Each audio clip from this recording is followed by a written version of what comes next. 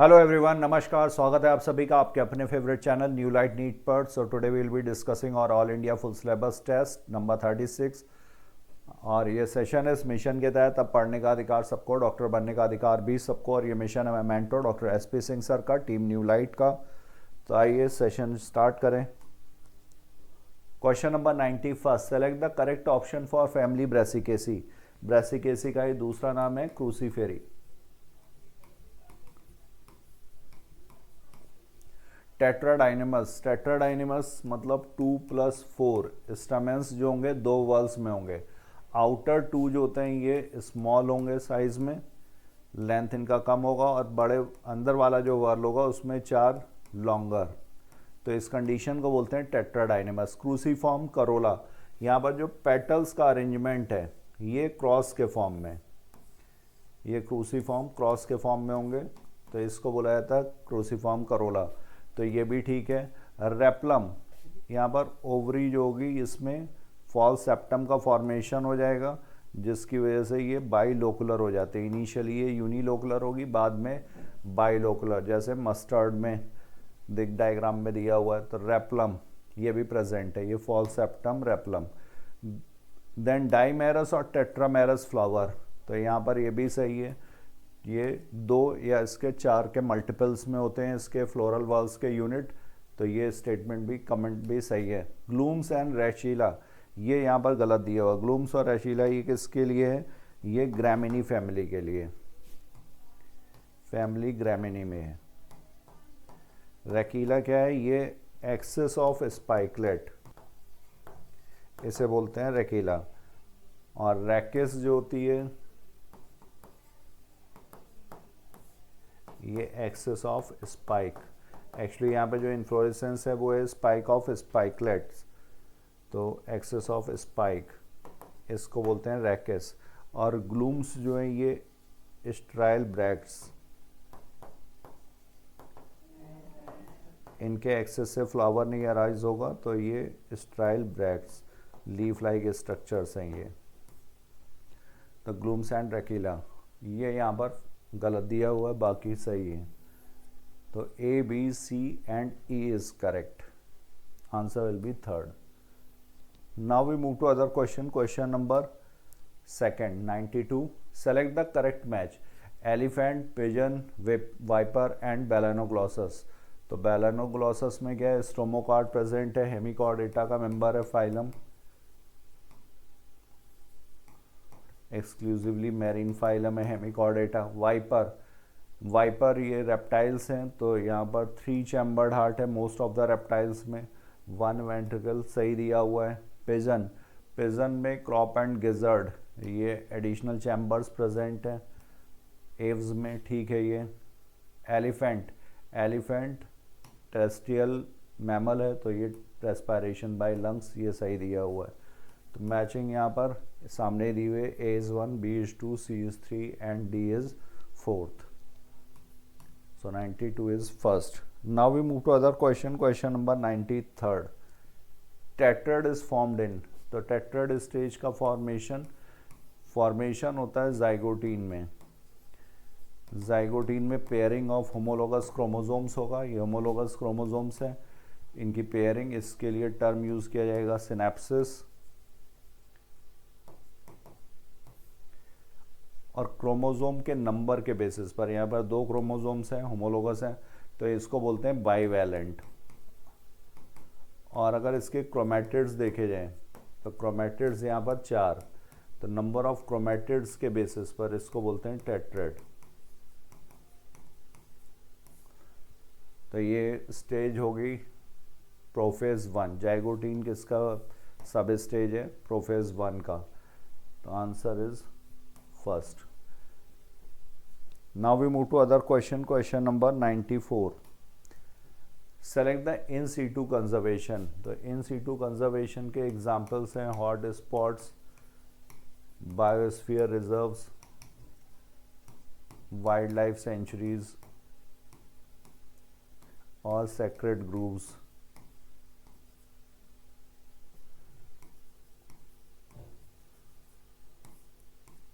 तो ये यहाँ पर एग्जाम्पल्स हो गए, seed bank, tissue culture, pollen banks, ये सब ex-situ। ex-situ मतलब ऑफ साइट, और इन सीटू जहाँ पर है वहीं पर उसको प्रिजर्व किया जाए।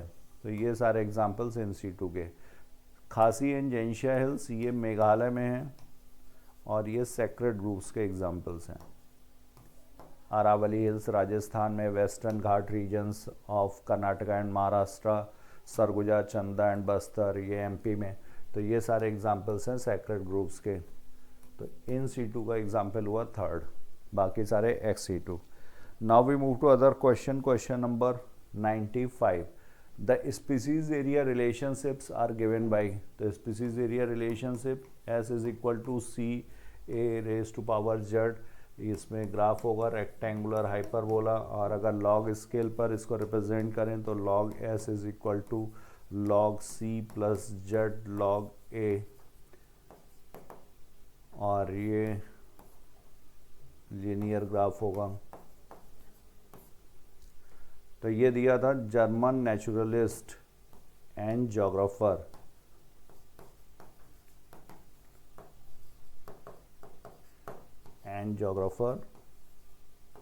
अलेक्जेंडर वॉन हम्बोल्ट ने।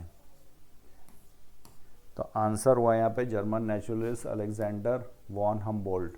इंडियन नेचुरलिस्ट गलत है, डेविड टिलमैन भी नहीं, एडवर्ड विल्सन भी नहीं। एडवर्ड विल्सन ने टर्म बायोडाइवर्सिटी को पॉपुलराइज किया था, और डेविड टिलमैन इनका लॉन्ग टर्म इकोसिस्टम एक्सपेरिमेंट्स थे।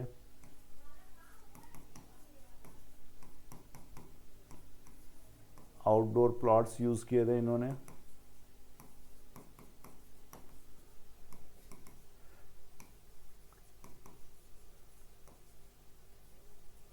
उन्होंने बताया था कि अगर बायोडाइवर्सिटी ज़्यादा होगी तो प्रोडक्टिविटी ज़्यादा,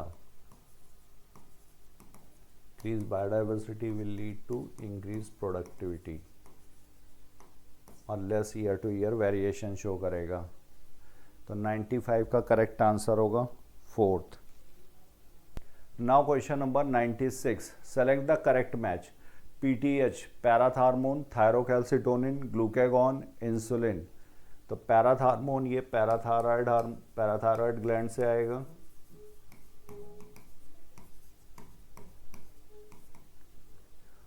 और ये इंक्रीज करता है कैल्शियम लेवल को ब्लड में।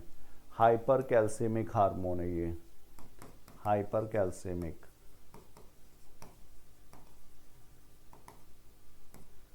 इसका अपोजिट है, एंटागोनिस्टिक है, टीसीटी थायरोकैल्सिटोनिन। ये थायराइड ग्लैंड से, पैराफॉलिकुलर सेल से आता है, थायराइड ग्लैंड में जो पैराफॉलिकुलर सेल्स हैं, और ये हाइपोकैल्सेमिक है, ब्लड में कैल्शियम के लेवल को कम करता है। तो TCT this will decrease the calcium level. Glucagon और इंसुलिन ये भी एंटागोनिस्टिक हैं एक दूसरे के। ग्लूकागॉन ये अल्फा सेल्स है, पैंक्रियाज में जो एंडोक्राइन सेल्स हैं, अल्फा सेल से ग्लूकागॉन, और ये इंक्रीज करेंगे ग्लूकोज के लेवल को, increase the glucose level. Hyperglycaemic है ये, ब्लड में ग्लूकोज के लेवल को बढ़ाएगा, तो इसको बोला जाएगा हाइपरग्लाइसेमिक। और इंसुलिन ये बीटा सेल से आते हैं, और ये हाइपोग्लाइसेमिक है, ये डिक्रीज करेगा ब्लड में ग्लूकोज के लेवल को। तो ए का सेकंड, बी इज फोर्थ, तो एक ही ऑप्शन में दिया हुआ है ए सेकंड, आंसर हो जाएगा हमारा थर्ड।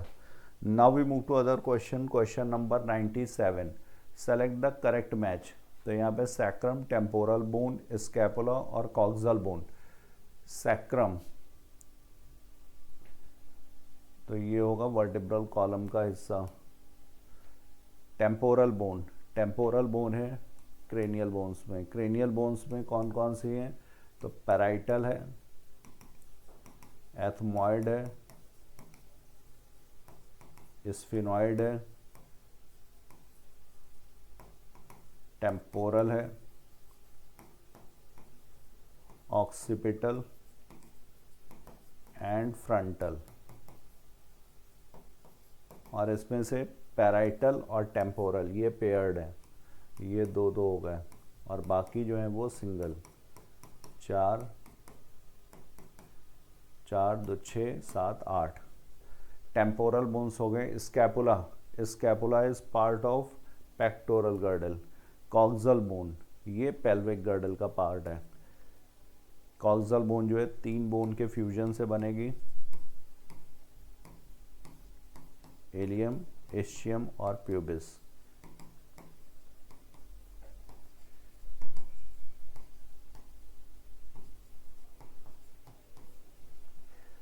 तो यहाँ पर आंसर होगा A is second, B is first, यहाँ पर भी फर्स्ट ऑप्शन 97।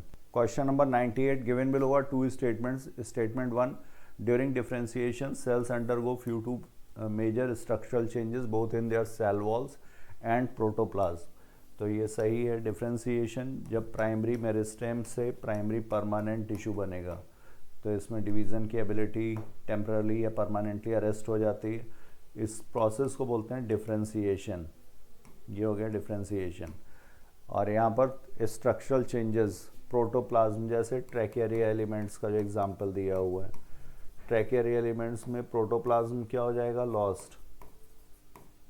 और सेकेंडरी सेल वॉल में क्या चेंजेस आएंगे, सेकेंडरी सेल वॉल में डिपोजिशन होगा लिग्नोसेलुलोज का, सेलुलोजिक हो जाती है सेल वॉल। तो ये दोनों चीज़ें सही दी हुई हैं, इसके बारे में सही है statement 1। Heterophyllous development due to environment occurs in buttercup. तो प्लांट्स में डिफरेंट पाथवेज फॉलो करते हैं डिफरेंट स्ट्रक्चर्स के लिए, different pathway for formation of different structures.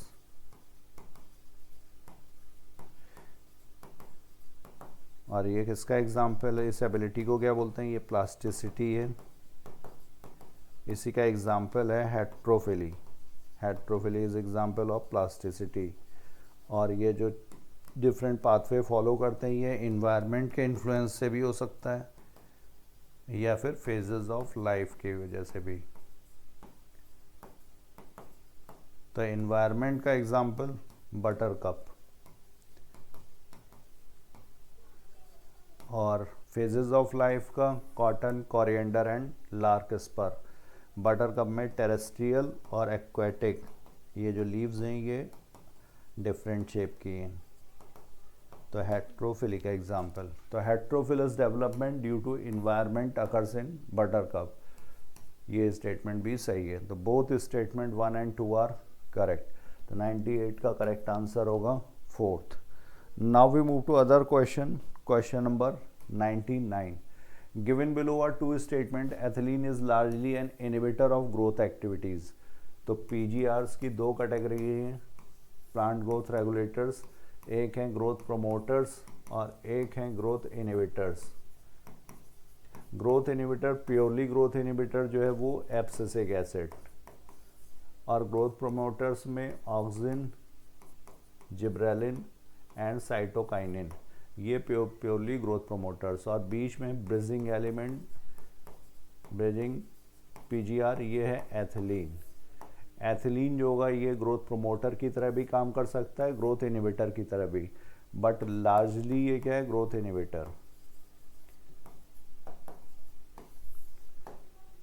तो ethylene is largely an inhibitor of growth activities, सही दिया हुआ। Ethylene enhances the photosynthesis rate during ripening. तो राइपनिंग के वक्त यहाँ पर रेस्पायरेटरी रेट बढ़ता है और क्लाइमेक्स पे पहुंचेगा, तो इसी को बोलते हैं रेस्पायरेटरी क्लाइमेक्स, रेस्पायरेटरी क्लाइमेक्टिक। तो राइपनिंग ऑफ फ्रूट फोटोसिंथेसिस नहीं, यहाँ पर रेस्पायरेशन होना चाहिए था। Rise in rate of respiration is called respiratory climactic।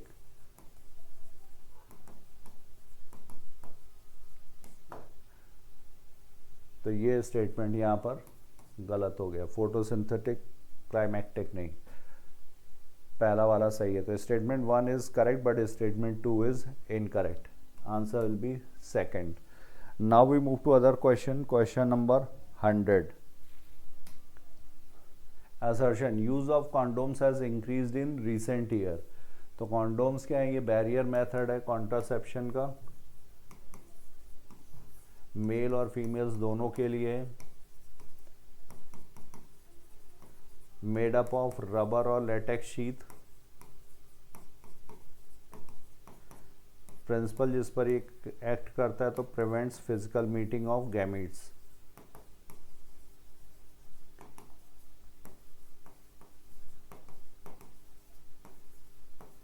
तो ये क्या प्रिवेंट करेगा, ये इंसेमाइनेशन को।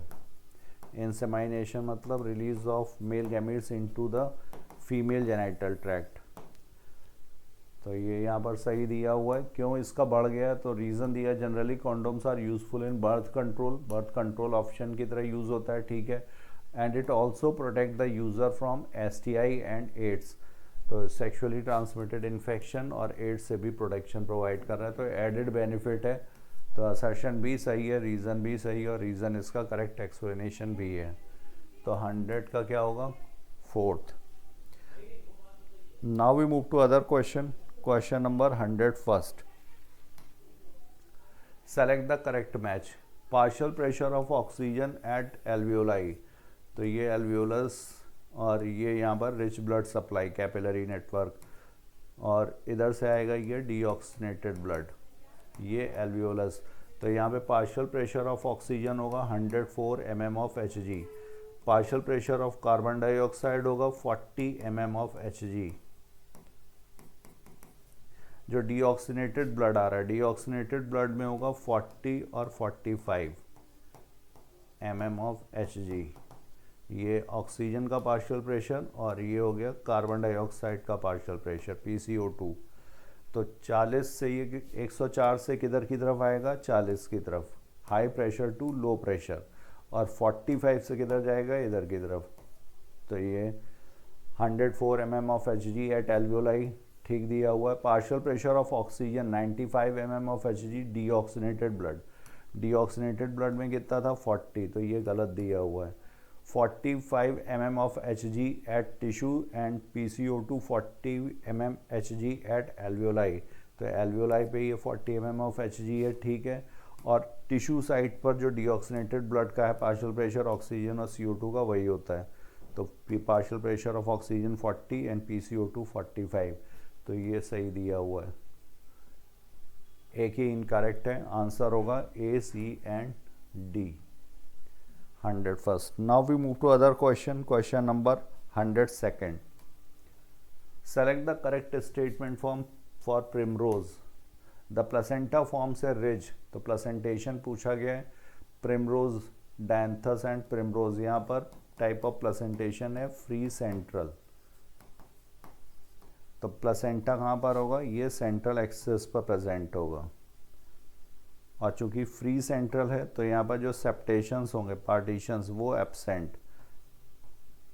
तो इस तरह का अगर प्रेजेंटेशन है तो ये हो गया फ्री सेंट्रल, और अगर इसमें पार्टीशंस होते, सेप्टेशंस प्रेजेंट होते, अगर ये इस तरह से पार्टीशंस होते, तब ये हो जाता है एक्साइल। एक्साइल के एग्जांपल्स क्या दिए हुए हैं, चाइना रोज, टोमेटो, लेमन। तो इसमें कौन सा होगा, placenta forms a ridge along the ventral suture of the ovary and the ovules are borne on this ridge forming 2 rows. तो ये मार्जिनल प्रेजेंटेशन है, मटर में जो प्रेजेंट है। The placenta is axile and the ovules are attach to it in a multilocular ovary. तो ये मल्टीलोकुलर, ये क्या हो गया, ये एक्साइल प्रेजेंटेशन। एक्सियल तो है बट यहाँ पर मल्टीलोकुलर ओवरी दिया हुआ है। Ovules develop on the inner wall of the ovary और ऑन द पेरिफेरल पार्ट। अगर पेरिफेरल पार्ट पर है पेराइटल, और फॉल सेप्टम का फॉर्मेशन हो जाएगा रेपलम। तो ये हो गया यहाँ पर, ये पेराइटल प्रेजेंटेशन। पेराइटल प्रेजेंटेशन के एग्जांपल्स है मस्टर्ड और argemone. The ovules are borne on central axis and septa are absent. तो ये है यहाँ पर एक्साइल प्रेजेंटेशन, ये फ्री सेंट्रल। इस तरह से ये सेप्टेशंस एब्सेंट होंगे, तो ये फ्री सेंट्रल। आंसर होगा यहाँ पर 4th। Now we move to other question. Question number 103rd। In lateral branches originate from the basal and underground portion of the main stem, grow horizontally beneath the soil and then come out obliquely upward giving rise to leafy structure। तो यहाँ पर ये stem हो गया, stem का ये main access, इससे यहाँ पर जो ब्रांच निकलेंगी और ये फिर कुछ समय तक हॉरिजेंटली ग्रो करेंगे, उसके बाद फिर ये ऑब्लिकली सॉइल के ऊपर आ जाते हैं और यहाँ से फिर ये नया प्लांट अराइज होगा। तो ये क्या हो गया, एग्जाम्पल हो गया सकर का। स्टेम का अंडरग्राउंड मॉडिफिकेशन है सकर। इसके एग्जाम्पल्स हैं banana, pineapple and chrysanthemum. Also a mode of vegetative reproduction या एसेक्सुअल रिप्रोडक्शन। तो यहाँ पर दिया हुआ है क्राइजेंथेमम, आंसर होगा first. Now we move to other question, question number 104। Given below are two statements. The contractile property of muscles are effectively used for locomotion and other movements by human beings and majority of multicellular organisms. Contractile property, contraction की ability है muscles के अंदर, effectively used for locomotion, तो ये सही है। Cytoskeletal elements, cytoskeletal elements कौन कौन से होते हैं, माइक्रोट्यूब्यूल्स, माइक्रोफिलामेंट्स, इंटरमीडिएट फिलामेंट्स। तो इसमें से microfilaments are also involve in amoeboid movement. Pseudopodia का फॉर्मेशन के द्वारा होगा अमीबॉयड मूवमेंट, अमीबा में होगा, प्लस ह्यूमंस में भी ये देखने को मिलता है। मैक्रोफेजेस, ल्यूकोसाइट्स जो हैं, इसके एग्जाम्पल दिए हुए हैं।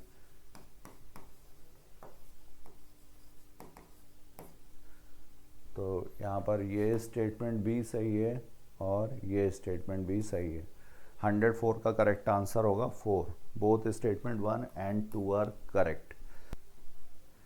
Now question number 105, select the correct statement.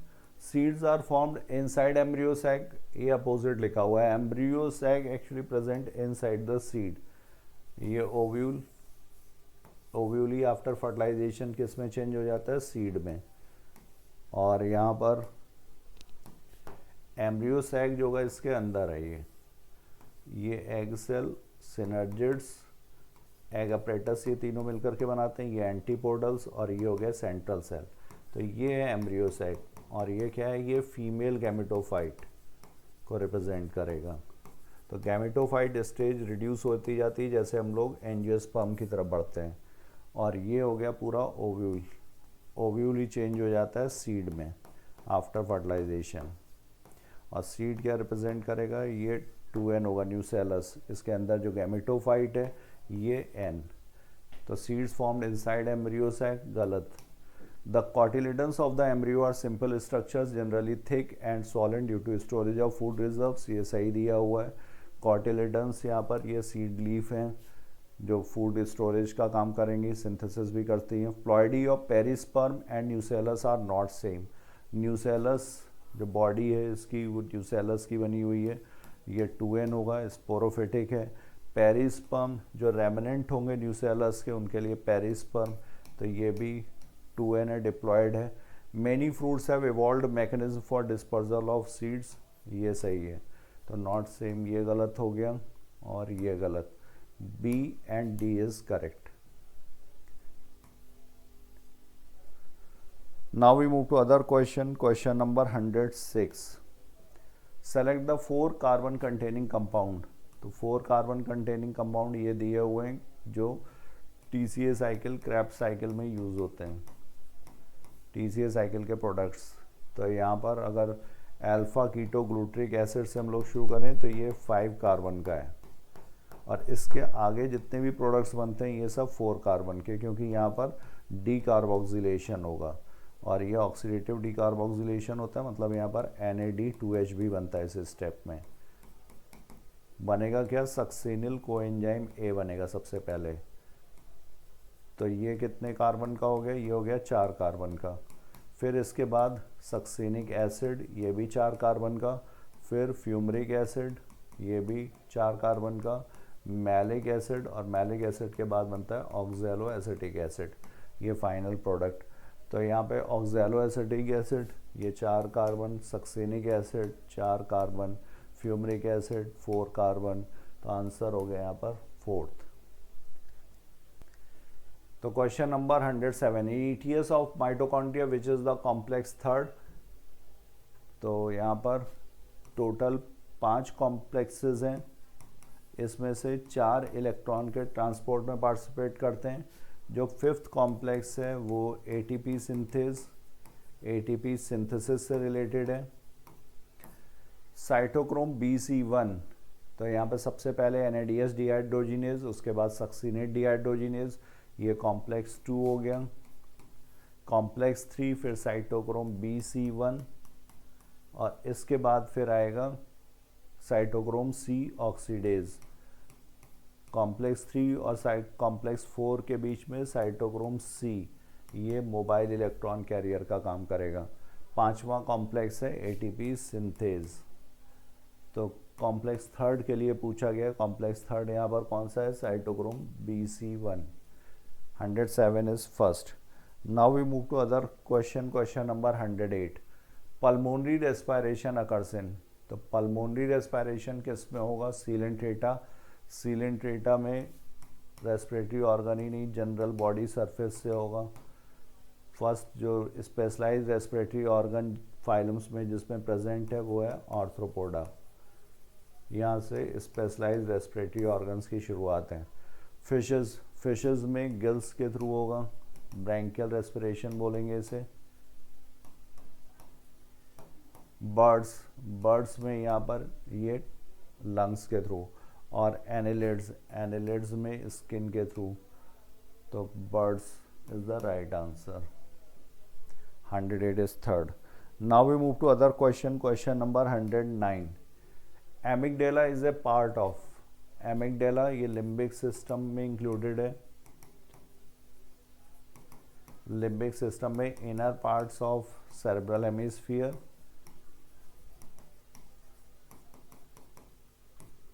Hippocampus and एमिगडेला।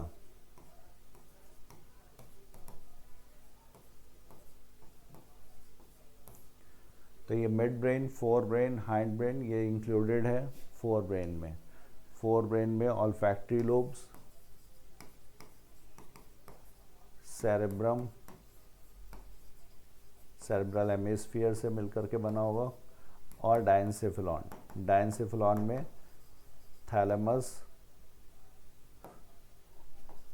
Thalamus, hypothalamus और एपिथैलेमस। तो ये सब किसके पार्ट है, ये सब फोर ब्रेन, ये भी फोर ब्रेन में इंक्लूडेड है और ये भी fore brain.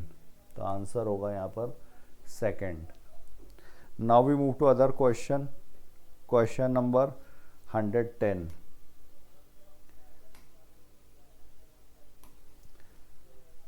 Select the incorrect match. तो ये लॉजिस्टिक ग्रोथ कर्व, ये वेयरहाउस पर लॉजिस्टिक ग्रोथ इक्वेशन कहलाती है। dn/dt is equal to Rn k minus an/k। तो k यहाँ पर क्या है, कैरिंग कैपेसिटी है, n यहाँ पे पॉपुलेशन डेंसिटी। तो n पॉपुलेशन डेंसिटी है, टाइम t सही दिया हुआ है, r intrinsic rate of natural increase ये भी सही दे रखा है, k कैरिंग कैपेसिटी ये भी सही है, r represent colour of organism ये यहाँ पर गलत है। तो 110 का करेक्ट आंसर होगा fourth. Now we move to other question number 111। Select the incorrect match. Natality, increase in population density. Natality मतलब बर्थ रेट, तो इंक्रीज इन पॉपुलेशन डेंसिटी से रिलेटेड है, सही है। इमिग्रेशन, ये भी पॉपुलेशन डेंसिटी को बढ़ाएगा, तो NT+1 is equal to NT+B+I minus D+E। तो ये जो है ये बढ़ाते हैं और ये कम करेगा पॉपुलेशन को। बर्थ रेट, ये इमिग्रेशन, ये डेथ से रिलेटेड, और ये ई माइग्रेशन जो पॉपुलेशन से इंडिविजुअल बाहर जा रहे हैं। तो इमिग्रेशन ये भी बढ़ाएगा पॉपुलेशन डेंसिटी को। ई माइग्रेशन ये डिक्रीज इन पॉपुलेशन डेंसिटी, ये भी सही है। Mortality, increase in population density, तो मॉर्टेलिटी डेथ से रिलेटेड है, तो इंक्रीज इन पॉपुलेशन डेंसिटी गलत दिया हुआ है। इनकरेक्ट मैच होगा fourth. Now we move to other question number 112। Select the correct match. Ribose किस में प्रेजेंट, न्यूक्लिक एसिड, आरएनए में।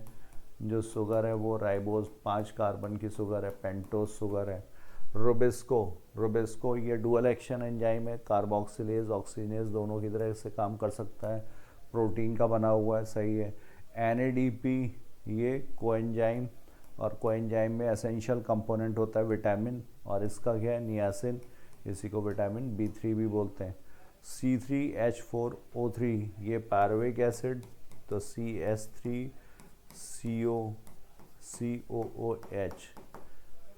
भाई यहाँ पर 3 कार्बन हो गए, 4 हाइड्रोजन और ऑक्सीजन थर्ड, तो ये भी सही दिया हुआ है।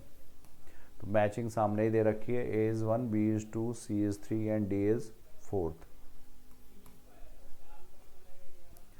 Now we move to other question number 113. The radial conduction of water takes place by which tissue or cells? तो इसके लिए मेडुलरी रेज जो बनी होती है पैरेनकाइमेटस सेल्स की, तो रे parenchyma. 113 is second. Now we move to other question number 114. Select the correct option for the given diagram. तो ये सेल्स हैं, ये पैरेनकाइमेटस और ये परमानेंट सेल्स हैं, आइसोडायमेट्रिक होती हैं। अगर क्लोरोप्लास्ट प्रेजेंट है तो फोटोसिंथेसिस भी कर सकती है, विद क्लोरोप्लास्ट है तो इसे क्लोरेनकाइमा बोलते हैं। यहाँ पर इंटरसेल कॉम्पैक्टली अरेंज्ड होंगी, बट इंटरसेलुलर स्पेसेस में ऑल्सो भी प्रेजेंट। तो non living complex tissue, living permanent tissue, तो ये सिंगल टाइप की सेल्स का बना हुआ है तो कॉम्प्लेक्स नहीं होगा। नॉन लिविंग मैकेनिकल टिश्यू भी नहीं है, तो आंसर होगा इसका second. Now we move to other question number 115. Which of the following is largest in size? Largest in size eukaryotic cell, ये 10 to 20 माइक्रोमीटर। PPLO ये 0.1 micrometre. Virus 0.022 to 0.2 micrometre. Mycoplasma ये 0.3 micrometer. तो largest पूछा गया, तो largest कौन सा हुआ? Eukaryotic cell. तो 115 का करेक्ट आंसर होगा fourth. Now we move to other question number 116. Select the correct match. Severo Ochoa ये एंजाइम है, पॉलीन्यूक्लियोटाइड फॉस्फोराइलेज, आरएनए के पॉलीमराइजेशन में यूज होगा। सिकल सेल ये पॉइंट म्यूटेशन का एग्जाम्पल है।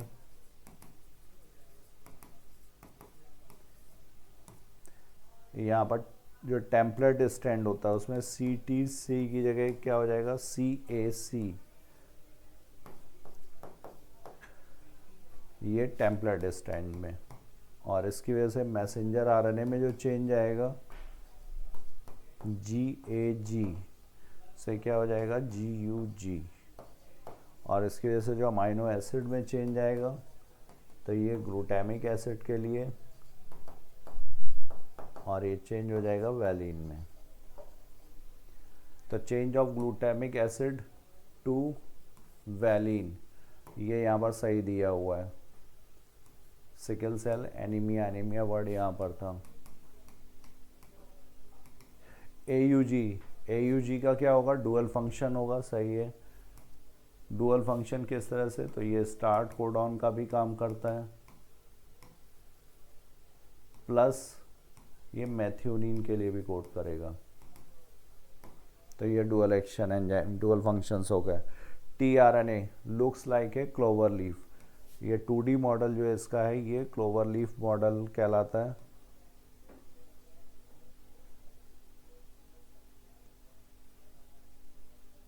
ये इसका 3 प्राइम एंड, इस लूप को बोलते हैं T-Ci-C लूप, और ये वेरिएबल आर्म, ये यहाँ पर एंटीकोडॉन लूप कहलाता है। एंटीकोडॉन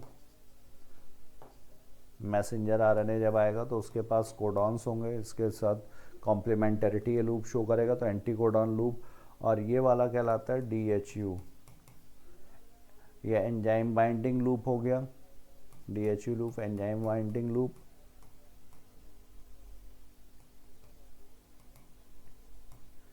और ये राइबोसोम बाइंडिंग। ये इसका 5 प्राइम एंड, तो इसी को बोलते हैं clover leaf model. 2D model है ये। 3D मॉडल में ये इन्वर्टेड एल शेप है tRNA।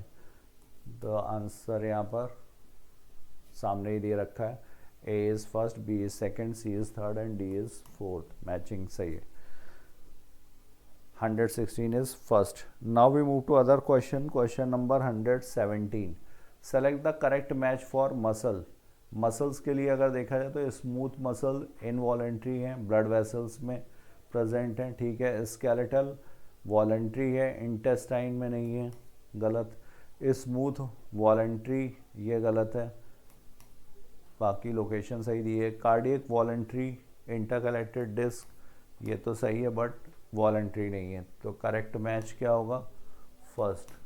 और स्मूथ मसल्स कैसे होते हैं? ये स्पिंडल शेप होते हैं, फ्यूजीफॉर्म होंगे, यूनिन्यूक्लिएटेड होते हैं, विदाउट स्ट्राइएशंस होंगे, इनवॉलेंट्री। तो 117 का correct answer first. Now we move to other question. Question number 118। Select the incorrect match. इसमें से आपको इनकरेक्ट मैच बताना है। Dense regular connective tissue, dense irregular connective tissue. तो कनेक्टिव टिश्यू लूज हो सकता है, डेंस हो सकता है। डेंस रेगुलर कनेक्टिव टिश्यू या डेंस इरेगुलर, यहाँ पर फाइब्रोब्लास्ट और फाइबर्स जो होंगे ये डेंसली पैक्ड होंगे, और कोलेजन फाइबर्स प्रेजेंट हैं, ये ठीक है। Collagen most abundant animal protein. फिर RBC, WBC, fluid epithelial tissue, ये फ्लूइड कनेक्टिव टिश्यू है, फ्लूइड कनेक्टिव टिश्यू में प्रेजेंट है ये cells. Hormone secretion of ductless gland, ये सही है, तो आंसर होगा इनकरेक्ट मैच यहाँ पर third. Now we move to other question. Question number 119। Select the incorrect match for cockroach. Incorrect बताना है आपको। आइज ओमेटिडिया, ये स्ट्रक्चर फंक्शनल यूनिट हो गया इसका ommatidia. Each compound eye is made up of 2000 ommatidia. Maxillary palp, ये sensory organ है, excretory नहीं। मैक्सिला माउथ पार्ट्स जो हैं उसमें जो प्रेजेंट है, ये लेबियम में प्रेजेंट है, लेबियल पैल्प्स, वो भी सेंसरी स्ट्रक्चर। तो ये एक्सक्रीटरी ऑर्गन नहीं, sensory structure. Sclereids, sclereids chitin की बनी हुई है, सही है। Entire foregut is lined by cuticle, ये भी सही है कॉकरोच में, तो आंसर होगा यहाँ पर second. Now we move to other question. Question number 120। Given below are two statements. The secondary oocyte retains bulk of the nutrient rich cytoplasm of the primary oocyte। तो oogenesis जब शुरू होगी तो oogonia will change into primary oocyte। Primary oocyte में first meiosis शुरू हो जाती है, मियोसिस 1, लेकिन ये अरेस्ट हो जाती है डिप्लोटीन स्टेज ऑफ प्रोफेज 1 में। डिप्लोटीन स्टेज ऑफ प्रोफेज 1 में ये अरेस्ट हो जाएगी। तो मोर लेयर्स, और इसके बाद ये किसमें चेंज हो जाएगा? ये चेंज होता है जब ओवुलेशन होने वाला होगा, जस्ट प्रायर टू ओवुलेशन ये चेंज होता है सेकेंडरी oocyte में।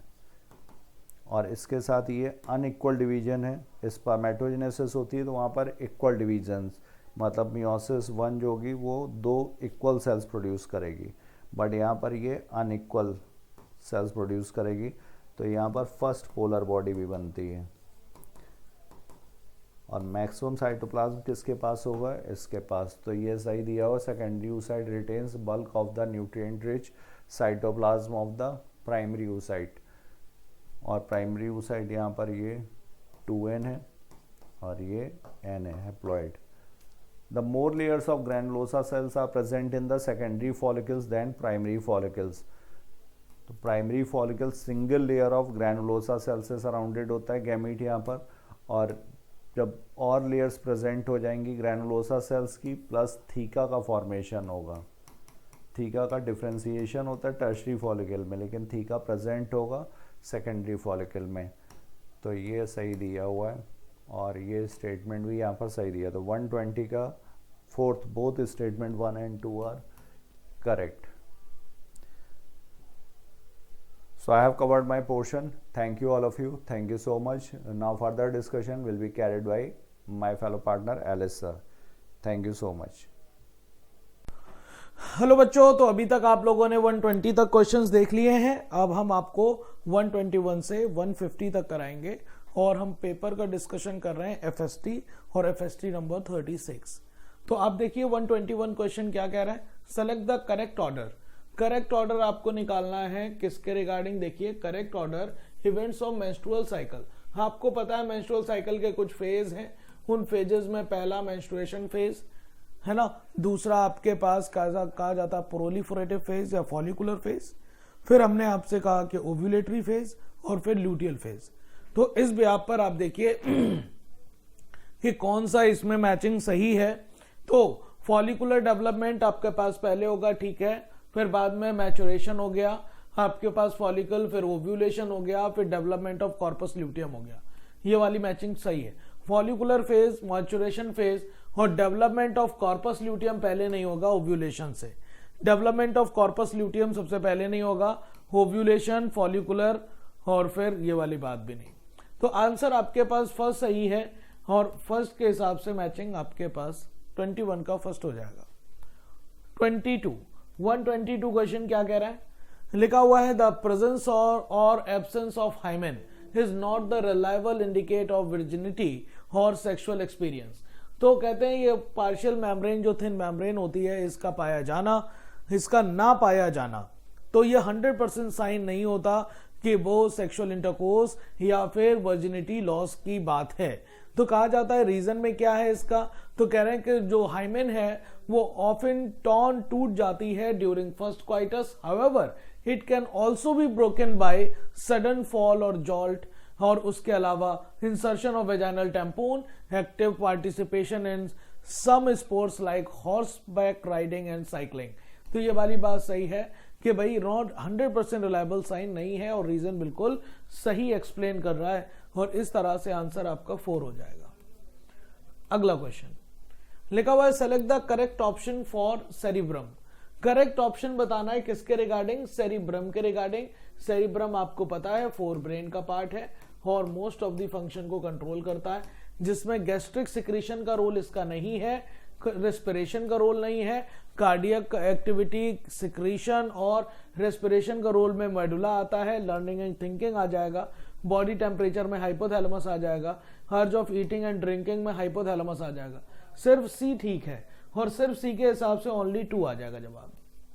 ओनली मतलब सी आपका आंसर और ऑप्शन सेकंड हो जाएगा 123. अगला क्वेश्चन देखो, लिखा हुआ है statement lichen and mycorrhiza are the example of mutualism. बिल्कुल यहां पर लाइकेन और माइकोराइजा में आपके पास दोनों स्पीसीज सिम्बियोटिकली एसोसिएट होती हैं, बोथ पार्टीज बेनिफिशियल होती हैं और एक दूसरे के बिना नहीं रह सकती हैं. ये बात सही है. लाइकेन में एल्गी और फंजाई का सिम्बियोटिक रिलेशनशिप है, जबकि फंजाई और रूट्स ऑफ हायर प्लांट्स जैसे कि पाइनस आपके पास उसका एसोसिएशन है जो माइकोराइजा बनाता है. स्टेटमेंट 2 कह रहा है इन लाइकेन फंजाई हेल्प करती है, helps the plant in the absorption of essential nutrients. Fungi जो हेल्प करेगी वो आपका किस काम में हेल्प करेगी, absorption of essential nutrients from the soil, जबकि प्लांट मतलब algae turn provide the fungi with energy yielding carbohydrate. मतलब फूड का काम कौन करेगा, एल्गी करेगी, प्लांट करेगा. मतलब एल्गी जो है वो ऑटोट्रॉफिक है, इस पार्ट को हम फाइकोबायोन्ट कहते हैं. और अगर मैं फंजाई के बारे में बात करूं तो जो फंजाई होता है वो माइकोबायोन्ट पार्ट कहलाता है, माइकोबायोन्ट. ठीक है, और ये एल्गी वाला पार्ट फाइकोबायोन्ट, जबकि फंजाई वाला पार्ट माइकोबायोन्ट. दोनों स्टेटमेंट बिल्कुल सही हैं और आंसर आपके पास 4 बनेगा. ठीक है, 124 का 4, दोनों स्टेटमेंट सही. अगला select the disease that are caused by pathogen. मतलब कौन सी डिजीज जो पैथोजन के द्वारा कॉज होती है. सिफिलिस बिल्कुल, आपके पास बैक्टीरियल इन्फेक्शन है. गोनोरिया बिल्कुल है. Genital wards, genital herpes, trichomoniasis. सारी की सारे सेक्सुअली ट्रांसमिटेड इन्फेक्शन है जो किसी ना किसी पैथोजन के द्वारा हो रहे हैं, जिसमें प्रोटोजोन भी है, वायरल भी है और बैक्टीरियल भी है। ये सारी डिजीज आपके पास पैथोजन के द्वारा हो रही है। ठीक है, अगला आपके पास 125 के बाद 126 कह रहे हैं कैपिटल आर मतलब रेड फ्लावर, स्मॉल आर मतलब व्हाइट फ्लावर और कैपिटल आर मतलब पिंक फ्लावर। ठीक है, तो ये जब भी पिंक वाली बात आ जाए तो इसका मतलब आप समझ जाइए केस है किसका, इनकम्प्लीट डोमिनेंस का। किसका केस बेटा, इनकम्प्लीट डोमिनेंस का केस है। और यहां पर ये कह रहे हैं कि कौन सा स्टेटमेंट करेक्ट होगा अगर हम क्रॉस कराएं कैपिटल आर स्मॉल आर और कैपिटल आर। चलो देखो आप क्रॉस करा लेते हैं तो कैपिटल आर सिर्फ एक तरह का गैमीट बनाएगा, जबकि कैपिटल आर स्मॉल आर दो तरह का। एक हो जाएगा कैपिटल आर, एक हो जाएगा कैपिटल आर स्मॉल आर। ये वाला रेड होगा और ये वाला क्या हो जाएगा, पिंक। तो आपके पास रेशियो दोनों का 50-50% है। तो कह रहे हैं percentage of pink flower 50%, yes 50% pink है और 50% क्या है, रेड। फिर लिखा percentage of red flower is the 50%, बिल्कुल। परसेंटेज ऑफ व्हाइट फ्लावर 25% नहीं, व्हाइट फ्लावर तो कोई आया ही नहीं। फिर लिखा percentage of white flower is 0%, हाँ 0% वाली बात सही है क्योंकि है ही नहीं। तो आपका इसमें कितनी मैचिंग सही हो गई, ए, बी और डी। इस तरह से सेकंड आंसर सही है 126 का second.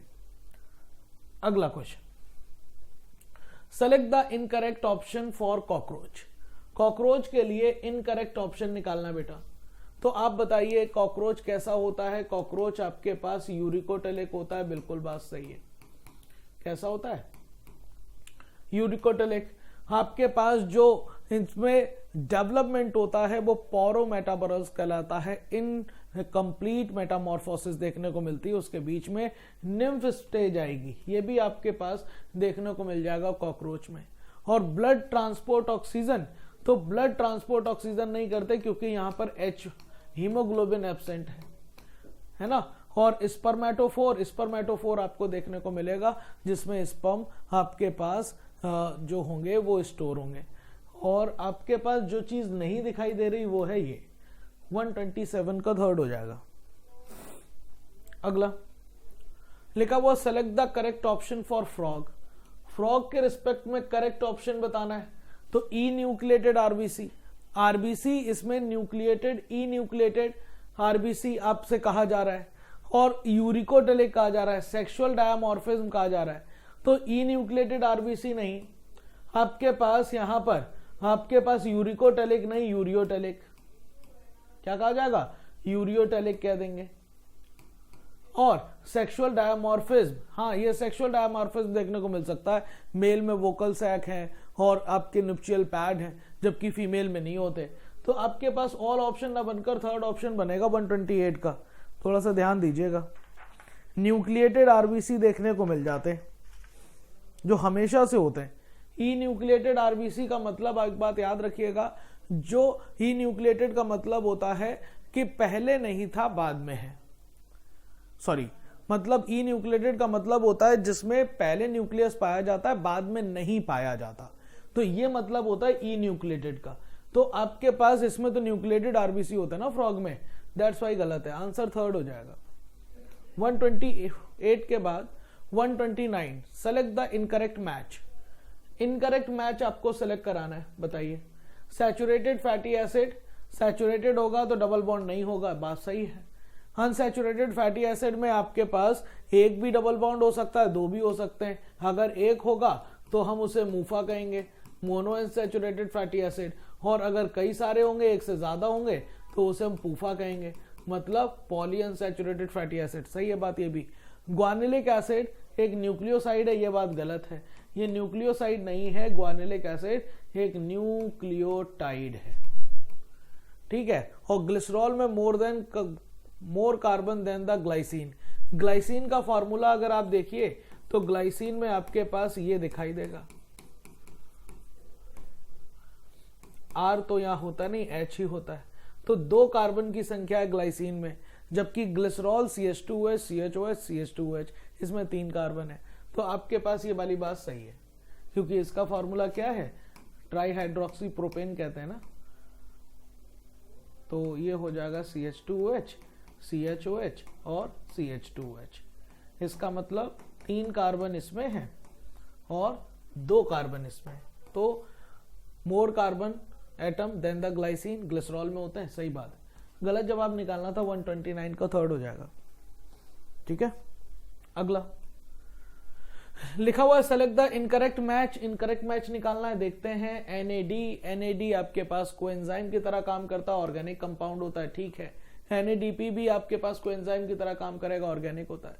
Haem group peroxidase, heme group एक प्रोस्थेटिक ग्रुप है और प्रोस्थेटिक ग्रुप भी carbon metal containing organic compound होता है, लेकिन यहां पर इनऑर्गेनिक लिख दिया है, गलत बात। और component of cell wall in plants fungi polysaccharide होते हैं, ये बात सही है। चाहे प्लांट की सेल वॉल हो, सेलुलोज वो भी पॉलीसेकेराइड है। फंजाई की सेल वॉल ले लो, काइटिन वो भी पॉलीसेकेराइड है, नाइट्रोजनस कंटेनिंग पॉलीसेकेराइड। बात सही है, गलत निकालना था तो आंसर आपका थर्ड बनेगा, 130 का थर्ड। अगला select the incorrect match. Incorrect match आपको सेलेक्ट कराना है, बताइए। लिखा हुआ एक्टिव ट्रांसपोर्ट। एक्टिव ट्रांसपोर्ट में कैरियर प्रोटीन की भी जरूरत है। अगेंस्ट द कंसंट्रेशन ग्रेडियंट काम होगा तो एनर्जी डिपेंडेंट प्रोसेस होगा, बात सही। पैरोक्सिसोम पार्ट ऑफ एंडोमेम्ब्रेन सिस्टम, बिल्कुल गलत, क्योंकि एंडोमेम्ब्रेन सिस्टम में कौन कौन आता है? ER आएगा, GC आएगा, लाइसोसोम आएगा और वैक्यूल आएगा। समझ पा रहे हैं कि नहीं? फिर osmosis movement of water bye diffusion, बात सही है। और ऐसे डिफ्यूजन को हम फैसिलिटेटेड डिफ्यूजन कहते हैं, याद रखिएगा, क्योंकि यहां पर कैरियर प्रोटीन की जरूरत है और वो कैरियर प्रोटीन आपके पास कौन सी होती है? उसी को हम कहते हैं पोरेंस। इसमें पोरेंस नाम की आपके पास, और पोरेंस में भी एक्वापोरेंस, पोरेंस में भी कौन सी? एक्वापोरेंस। एक्वापोरेंस नाम की कैरियर प्रोटीन की जरूरत पड़ती है। और ऐसा कोई भी डिफ्यूजन जिसमें आपके पास कैरियर प्रोटीन, जिसमें आपके पास कहते हैं कैरियर प्रोटीन की जरूरत पड़ेगी, तो वो सिंपल डिफ्यूजन नहीं, फैसिलिटेटेड डिफ्यूजन कहलाता है। Osmosis is just like a facilitated diffusion. 52% आपके पास मेम्ब्रेन इरिथ्रोसाइट इन ह्यूमन, तो ये बात सही है। आपके पास 52% प्रोटीन है और 40% क्या है? आपके फॉस्फोलिपिड। तो गलत जवाब निकालना था, तो गलत जवाब तो सेकंड हो गया, 135 1 का सेकंड आ जाएगा। ठीक है, अगला क्वेश्चन देख लो, 132। Select the incorrect match. Incorrect match निकालना बेटा, बताओ। फिश में 1 ऑरिकल, भैया फिश 2 चैम्बर्ड होता है, और 2 चैम्बर्ड अगर हार्ट है तो उसमें 1 ऑरिकल होगा और 1 वेंट्रिकल होगा। तो ये बात तो सही है ना, 1 ऑरिकल होता है, ठीक है। एम्फीबिया में 1 वेंट्रिकल, तो 1 आपके पास ऑरिकल होता है, उसमें 2 वेंट्रिकल, नहीं, इसमें 2 ऑरिकल होते हैं और 1 वेंट्रिकल होता है, तभी तो वो 3 चैम्बर्ड बनता है। तो ये भी बात सही है। क्रोकोडाइल में 1 वेंट्रिकल, ये बात गलत है, क्योंकि क्रोकोडाइल में 4 चैम्बर्ड हार्ट होता है, 2 ऑरिकल 2 वेंट्रिकल। और मैमल्स में आपके पास 4 चैम्बर्ड होता है, 2 ऑरिकल और 2 वेंट्रिकल, इसमें 2 वेंट्रिकल लिखा हुआ है, सही बात। गलत जवाब क्रोकोडाइल के लिए आ गया, 132 का थर्ड हो जाएगा। अगला 133। Select the correct match. Correct match बताना है, बताओ करेक्ट मैच बता सकते हो? ल्यूकोसाइट न्यूक्लियस एब्सेंट होता है, गलत बात, क्योंकि न्यूक्लिएटेड होते हैं, न्यूक्लियस प्रेजेंट होगा। न्यूक्लियस क्या होगा? प्रेजेंट। फिर बाद में आपके पास लिखा ल्यूकोसाइट एवरेज 6000 से 8000 होती है, यहां पर 60000 लिखा हुआ है, 60000 से 80000 लिखा हुआ है, गलत बात। 6 से 8000 की बात है, गलत जवाब हो गया। बेसोफिल्स 2 से 3% नहीं होते, 2 से 3% तो यूसिनोफिल्स होते हैं। आपके पास मोनोसाइट की बात करी जाए तो मोनोसाइट एक ग्रैनुलोसाइट होता है, तो एक ग्रैनुलोसाइट में मोनोसाइट और लिम्फोसाइट आते हैं। तो गलत जवाब तो थर्ड हो गया ना, सही निकालना है। ओ सॉरी, सही निकालना है, तो बाकी तो सब गलत है। आपके पास एक 33 का 4 हो जाएगा, 33 का 4, यही सही है। अगला आपको लिखा हुआ A and B are the 2 types of gene, they are located upon chromosome, ठीक है। In the given 4 sample of chromosome select the correct ascending order with percentage of recombination. तो ए और बी के बीच की डिस्टेंस के behalf पर बात कर रहा है। तो अगर वो आपसे ये कहे कि जितना ज्यादा डिस्टेंस बिटवीन टू जीन, याद रखिएगा बेटा, डिस्टेंस बिटवीन टू जीन, जितनी ज्यादा डिस्टेंस होगी उतना ज्यादा क्रॉसिंग ओवर होता है और उतना ज्यादा परसेंटेज ऑफ फ्रीक्वेंसी और परसेंटेज ऑफ रिकॉम्बिनेशन होगा। क्या होगा? रिकॉम्बिनेशन। तो आप बताइए, दो जीन के बीच की दूरी जितनी ज्यादा उतना ज्यादा परसेंटेज ऑफ रिकॉम्बिनेशन। जेड में तो सबसे ज्यादा दूरी दिखाई दे रही है, आपको दिख रही है कि नहीं? उससे कम दूरी वाई की दिखाई दे रही है, उससे कम दिखाई दे रही है एक्स की, उससे कम दिखाई दे रही है डब्ल्यू की।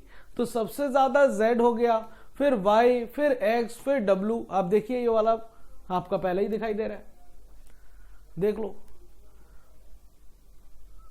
लिंकेज जो होता है वो लिंकेज क्या है? जितने दो जीन पास में होंगे उतना लिंक जीन ज्यादा होगा, परसेंटेज ऑफ रिकॉम्बिनेशन कम होता है। 135 frog and humans are respectively. तो फ्रॉग्स एंड ह्यूमंस के बारे में क्या दोनों यूरिकोटेलिक हैं? भाई साहब दोनों यूरिकोटेलिक नहीं है। फिर क्या दोनों यूरियोटेलिक हैं? दोनों यूरियोटेलिक हैं। तो ये वाली बात सही है, यूरियोटेलिक। यूरिकोटेलिक है, एक अमोनोटेलिक है, गलत जवाब। दोनों अमोनोटेलिक हैं, मतलब आंसर तो आपके पास सेकेंड ही हो गया। फ्रॉग और ह्यूमन जो होते हैं वो यूरियोटेलिक होंगे बेटा, दोनों। ठीक है, आगे लिखा हुआ which is are involve in elimination of excretory waste in human.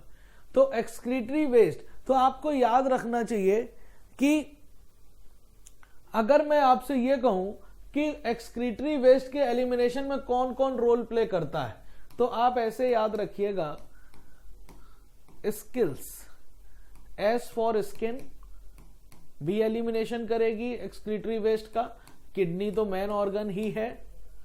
I for intestine भी करेगा, उसके अलावा एल फॉर लंग्स भी करेगा, जैसे कि आपके पास CO2 का रिमूवल। एल फॉर लिवर हो गया, लिवर भी करेगा। और एस फॉर सलाइवा 2। तो इसमें सारे लोग आ जाएंगे जो आपके पास एलिमिनेशन में इन्वॉल्व होंगे एक्सक्रीटरी वेस्ट के। तो सिर्फ किडनी नहीं है, स्किन भी होता है, लंग्स भी होता है और किडनी भी। आंसर क्या हो जाएगा? 4। 136 अगला, सेलेक्ट द इनकरेक्ट मैच। आपको इनकरेक्ट मैच बताना है। कतला, कतला कतला एक बोनी फिश है बेटा, आपको बोनी स्केलेटन देखने को मिल जाएगा। कोबरा, कोबरा एक रेप्टाइल है और रेप्टाइल है, रेप्टाइल में सिर्फ क्रोकोडाइल और एलिगेटर को छोड़ दिया जाए, बाकी आपके पास जो भी कोबरा है वो 3 चैम्बर्ड हार्ट रखेगा। कितना चैम्बर्ड हार्ट होगा? 3 चैम्बर्ड हार्ट होगा। फिर लिखा फ्रॉग, फ्रॉग में क्लोइका देखने को मिलती है और क्लोइका एक कॉमन ओपनिंग है। क्लोइका एक कॉमन ओपनिंग होती है। किसकी कॉमन ओपनिंग है?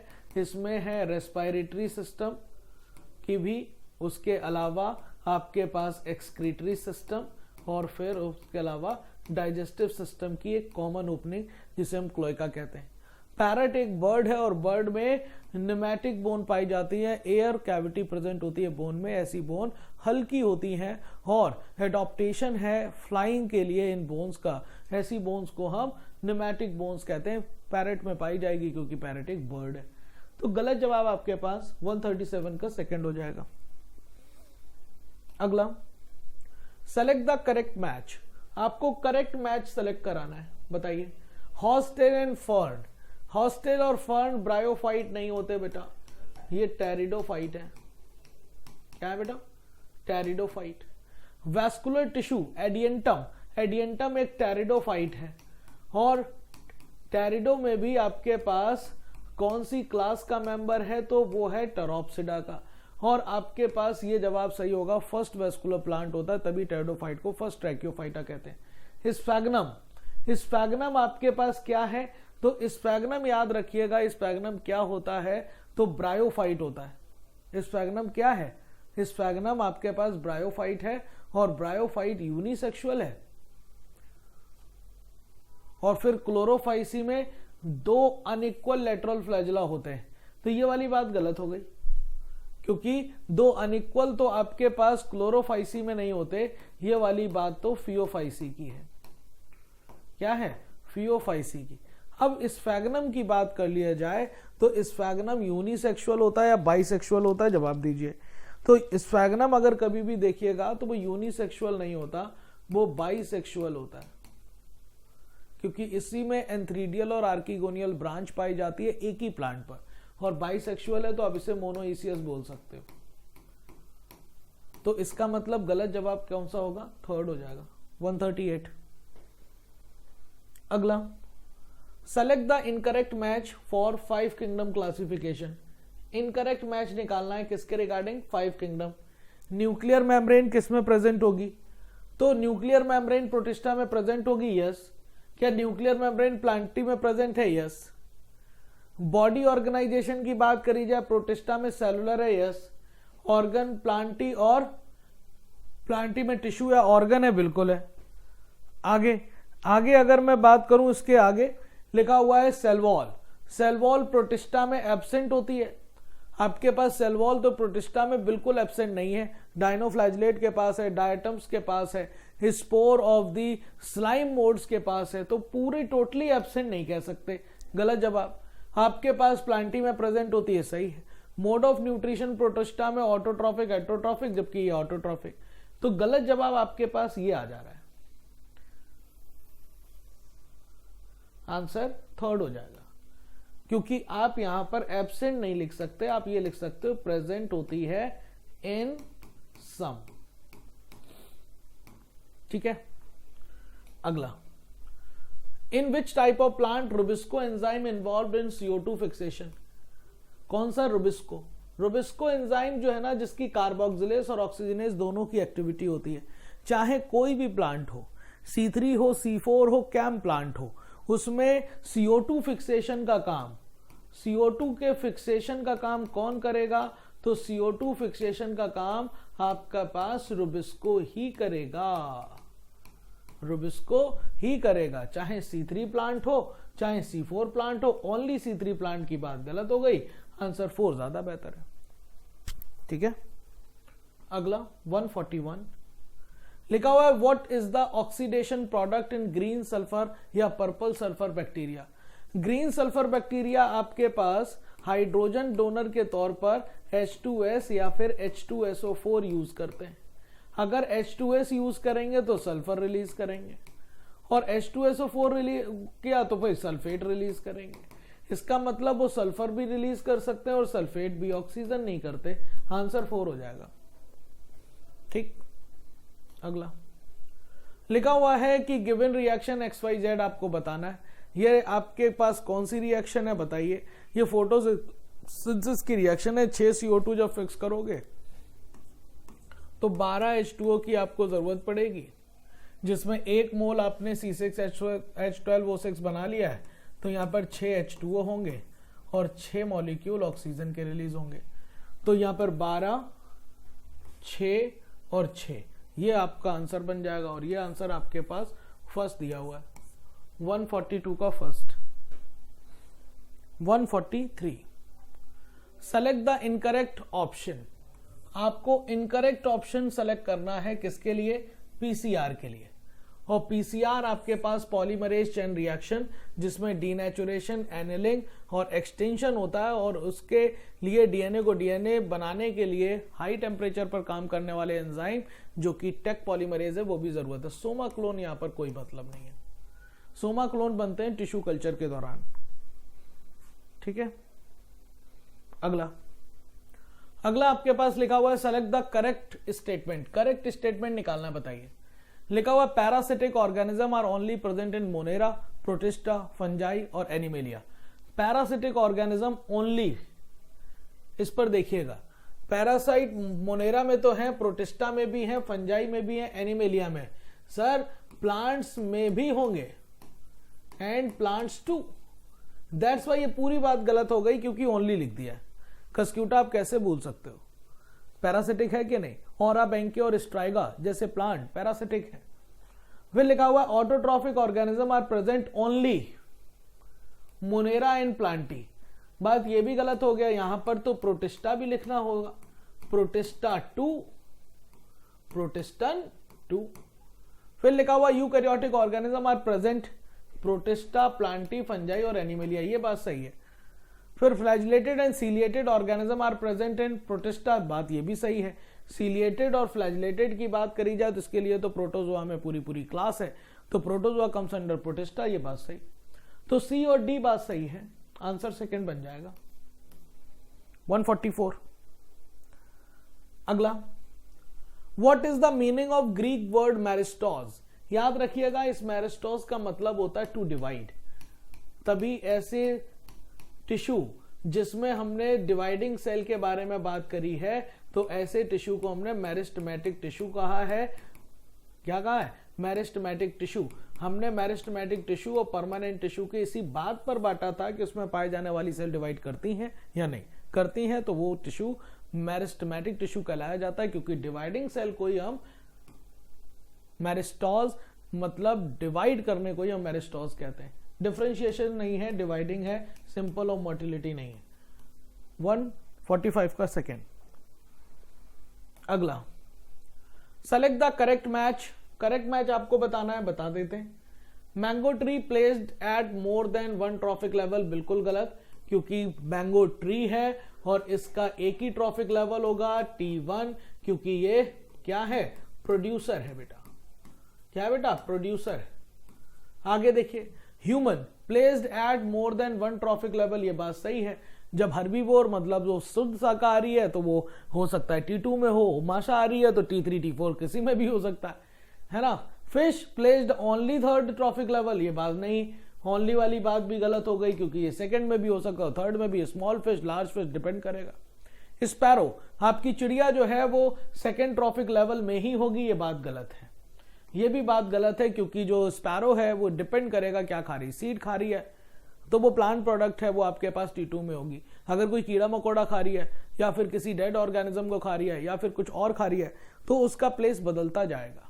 तो आपको स्मॉल फिश खा रहे हो तो उसका प्लेस बदल जाएगा, तो प्लेस स्पैरो का चेंज होता रहेगा, फिश का भी चेंज हो जाएगा, है ना। तो आपके पास ये कह रहे हैं कि भाई सही जवाब आपके पास सेकंड लग रहा, ओनली बी। अब मैं करेक्ट छाटना है ना, करेक्ट छाटना है तो ओनली बी वाला ऑप्शन है, यस है।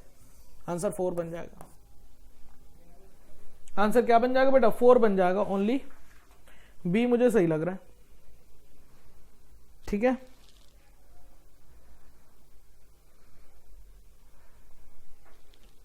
अगला देख लो। अगला आपके पास ये क्वेश्चन है, correct the option given diagram. तो डायग्राम के अकॉर्डिंग आपको ये बात बता रहा है, ग्रीन प्लांट, कलर बदल लेता हूं मैं, ग्रीन प्लांट के बारे में बात कर रहे हैं। तो ग्रीन प्लांट सीड में 50,000 जूल एनर्जी है। अब इसके 2 आपने फूड चेन बनाए, तो अगर वो गोड तक जाएगा तो इसका 10% जाएगा, और गोड से आगे जाएगा तो उसका 10% जाएगा। अगर इसके पास 50,000 है तो गोड को मिलेगा 5,000, और अगर गोड को 5,000 मिला है तो आगे का 10% इसे मिलेगा 500 जूल, ये 5,000 जूल। अगर मैं दूसरी चेन को देखूं तो हर जगह पर 10% ही तो आगे जाएगा, हर जगह पर 10% आगे जाने वाला है। तो आप मुझे बताइए, आप मुझे यहां पर बताइए कि ग्रास हॉपर को कितना मिलेगा। तो इसका 10% ग्रास हॉपर को मिल जाएगा 5,000 जूल। आपके पास फ्रॉग को कितना मिल जाएगा? 500 जूल, और स्नेक को कितना मिल जाएगा? 50 जूल। तो ABCD बना लीजिए। क्या एक ही जगह 5,000 जूल है? यस। क्या सी की जगह 5,000 जूल है? यस, पहला ऑप्शन ठीक लग रहा है। फिर लगा एक ही जगह 5,000 है, ठीक है। बी की जगह 500 है, बी कहां पर है? बी 500 है, ठीक है। डी 500 है, ये भी बात सही है, दूसरा ऑप्शन भी ठीक। सी कह रहा है 500 जूल है, सी 500 जूल नहीं है, गलत बात, ऑप्शन गलत हो गया। बी 500 जूल है और बी 500 जूल है, ठीक है। और ई आपके पास 50 जूल है, ये भी ठीक है। इसका मतलब 1, 2 और 4, 1, 2, 4 कहां लिखा हुआ है? वो ये लिखा हुआ है, ऑप्शन 3 ठीक है, ऑप्शन 3 ठीक है बेटा। ठीक, अगला देख लें। लिखा हुआ है for sex linked recessive disease what will be the possibility of male and female. तो सेक्स लिंक्ड रेसेसिव डिजीज है बेटा, याद रखिएगा। सेक्स लिंक्ड रेसेसिव, अगर मैं एक्स लिंक्ड रेसेसिव की बात करूं तो इस वाली डिजीज में मेल ज्यादा अफेक्टेड होते हैं देन द फीमेल, और फीमेल इसमें कैरियर देखने को मिल जाएंगी। मेल में भी डिजीज और नॉर्मल, अगर एक्स लिंक्ड रेसेसिव डिजीज है तो मेल या तो नॉर्मल होगा या डिजीज होगा, ठीक है। मेल में भी अ कैरियर, गलत बात, मेल कैरियर नहीं होगा। फीमेल में भी अ कैरियर और नॉर्मल, यस। फीमेल में भी अ डिजीज, यस। तो सही जवाब आपको छांटना है, तो ए सी डी हो जाएगा, आंसर फर्स्ट बन जाएगा। 148 का फर्स्ट, ठीक है। अगला 149, आप इस फोटो को देखिए और आपको देखने में लग रहा होगा कि भाई ऊपर वाली फिश मरीन एनिमल है, और मरीन एनिमल मतलब वो आपको कार्टिलेजिनस फिश दिख रही है और वो सीलोमेट भी होता है, जबकि ये आपको फोटो जो है ना पेट्रोमाइजोन का दिखाई दे रहा है, ये जॉलेस वर्टिब्रेट है, और जो जॉलेस वर्टिब्रेट है उसके बारे में लिखा हुआ है ट्रू फिश है, तो ये ट्रू फिश तो नहीं है, हालांकि ट्रिप्लोब्लास्टिक है, ऑप्शन तो गलत हो गया। स्टेटमेंट 1 करेक्ट है और 2 इनकरेक्ट है। 1 करेक्ट और 2 इनकरेक्ट, आंसर सेकंड बनेगा, 149 का सेकंड। अगला, which one of the following statement is correct? Correct statement about the origin and evolution of man, तो बताइए agriculture comes around 50,000 year back, गलत।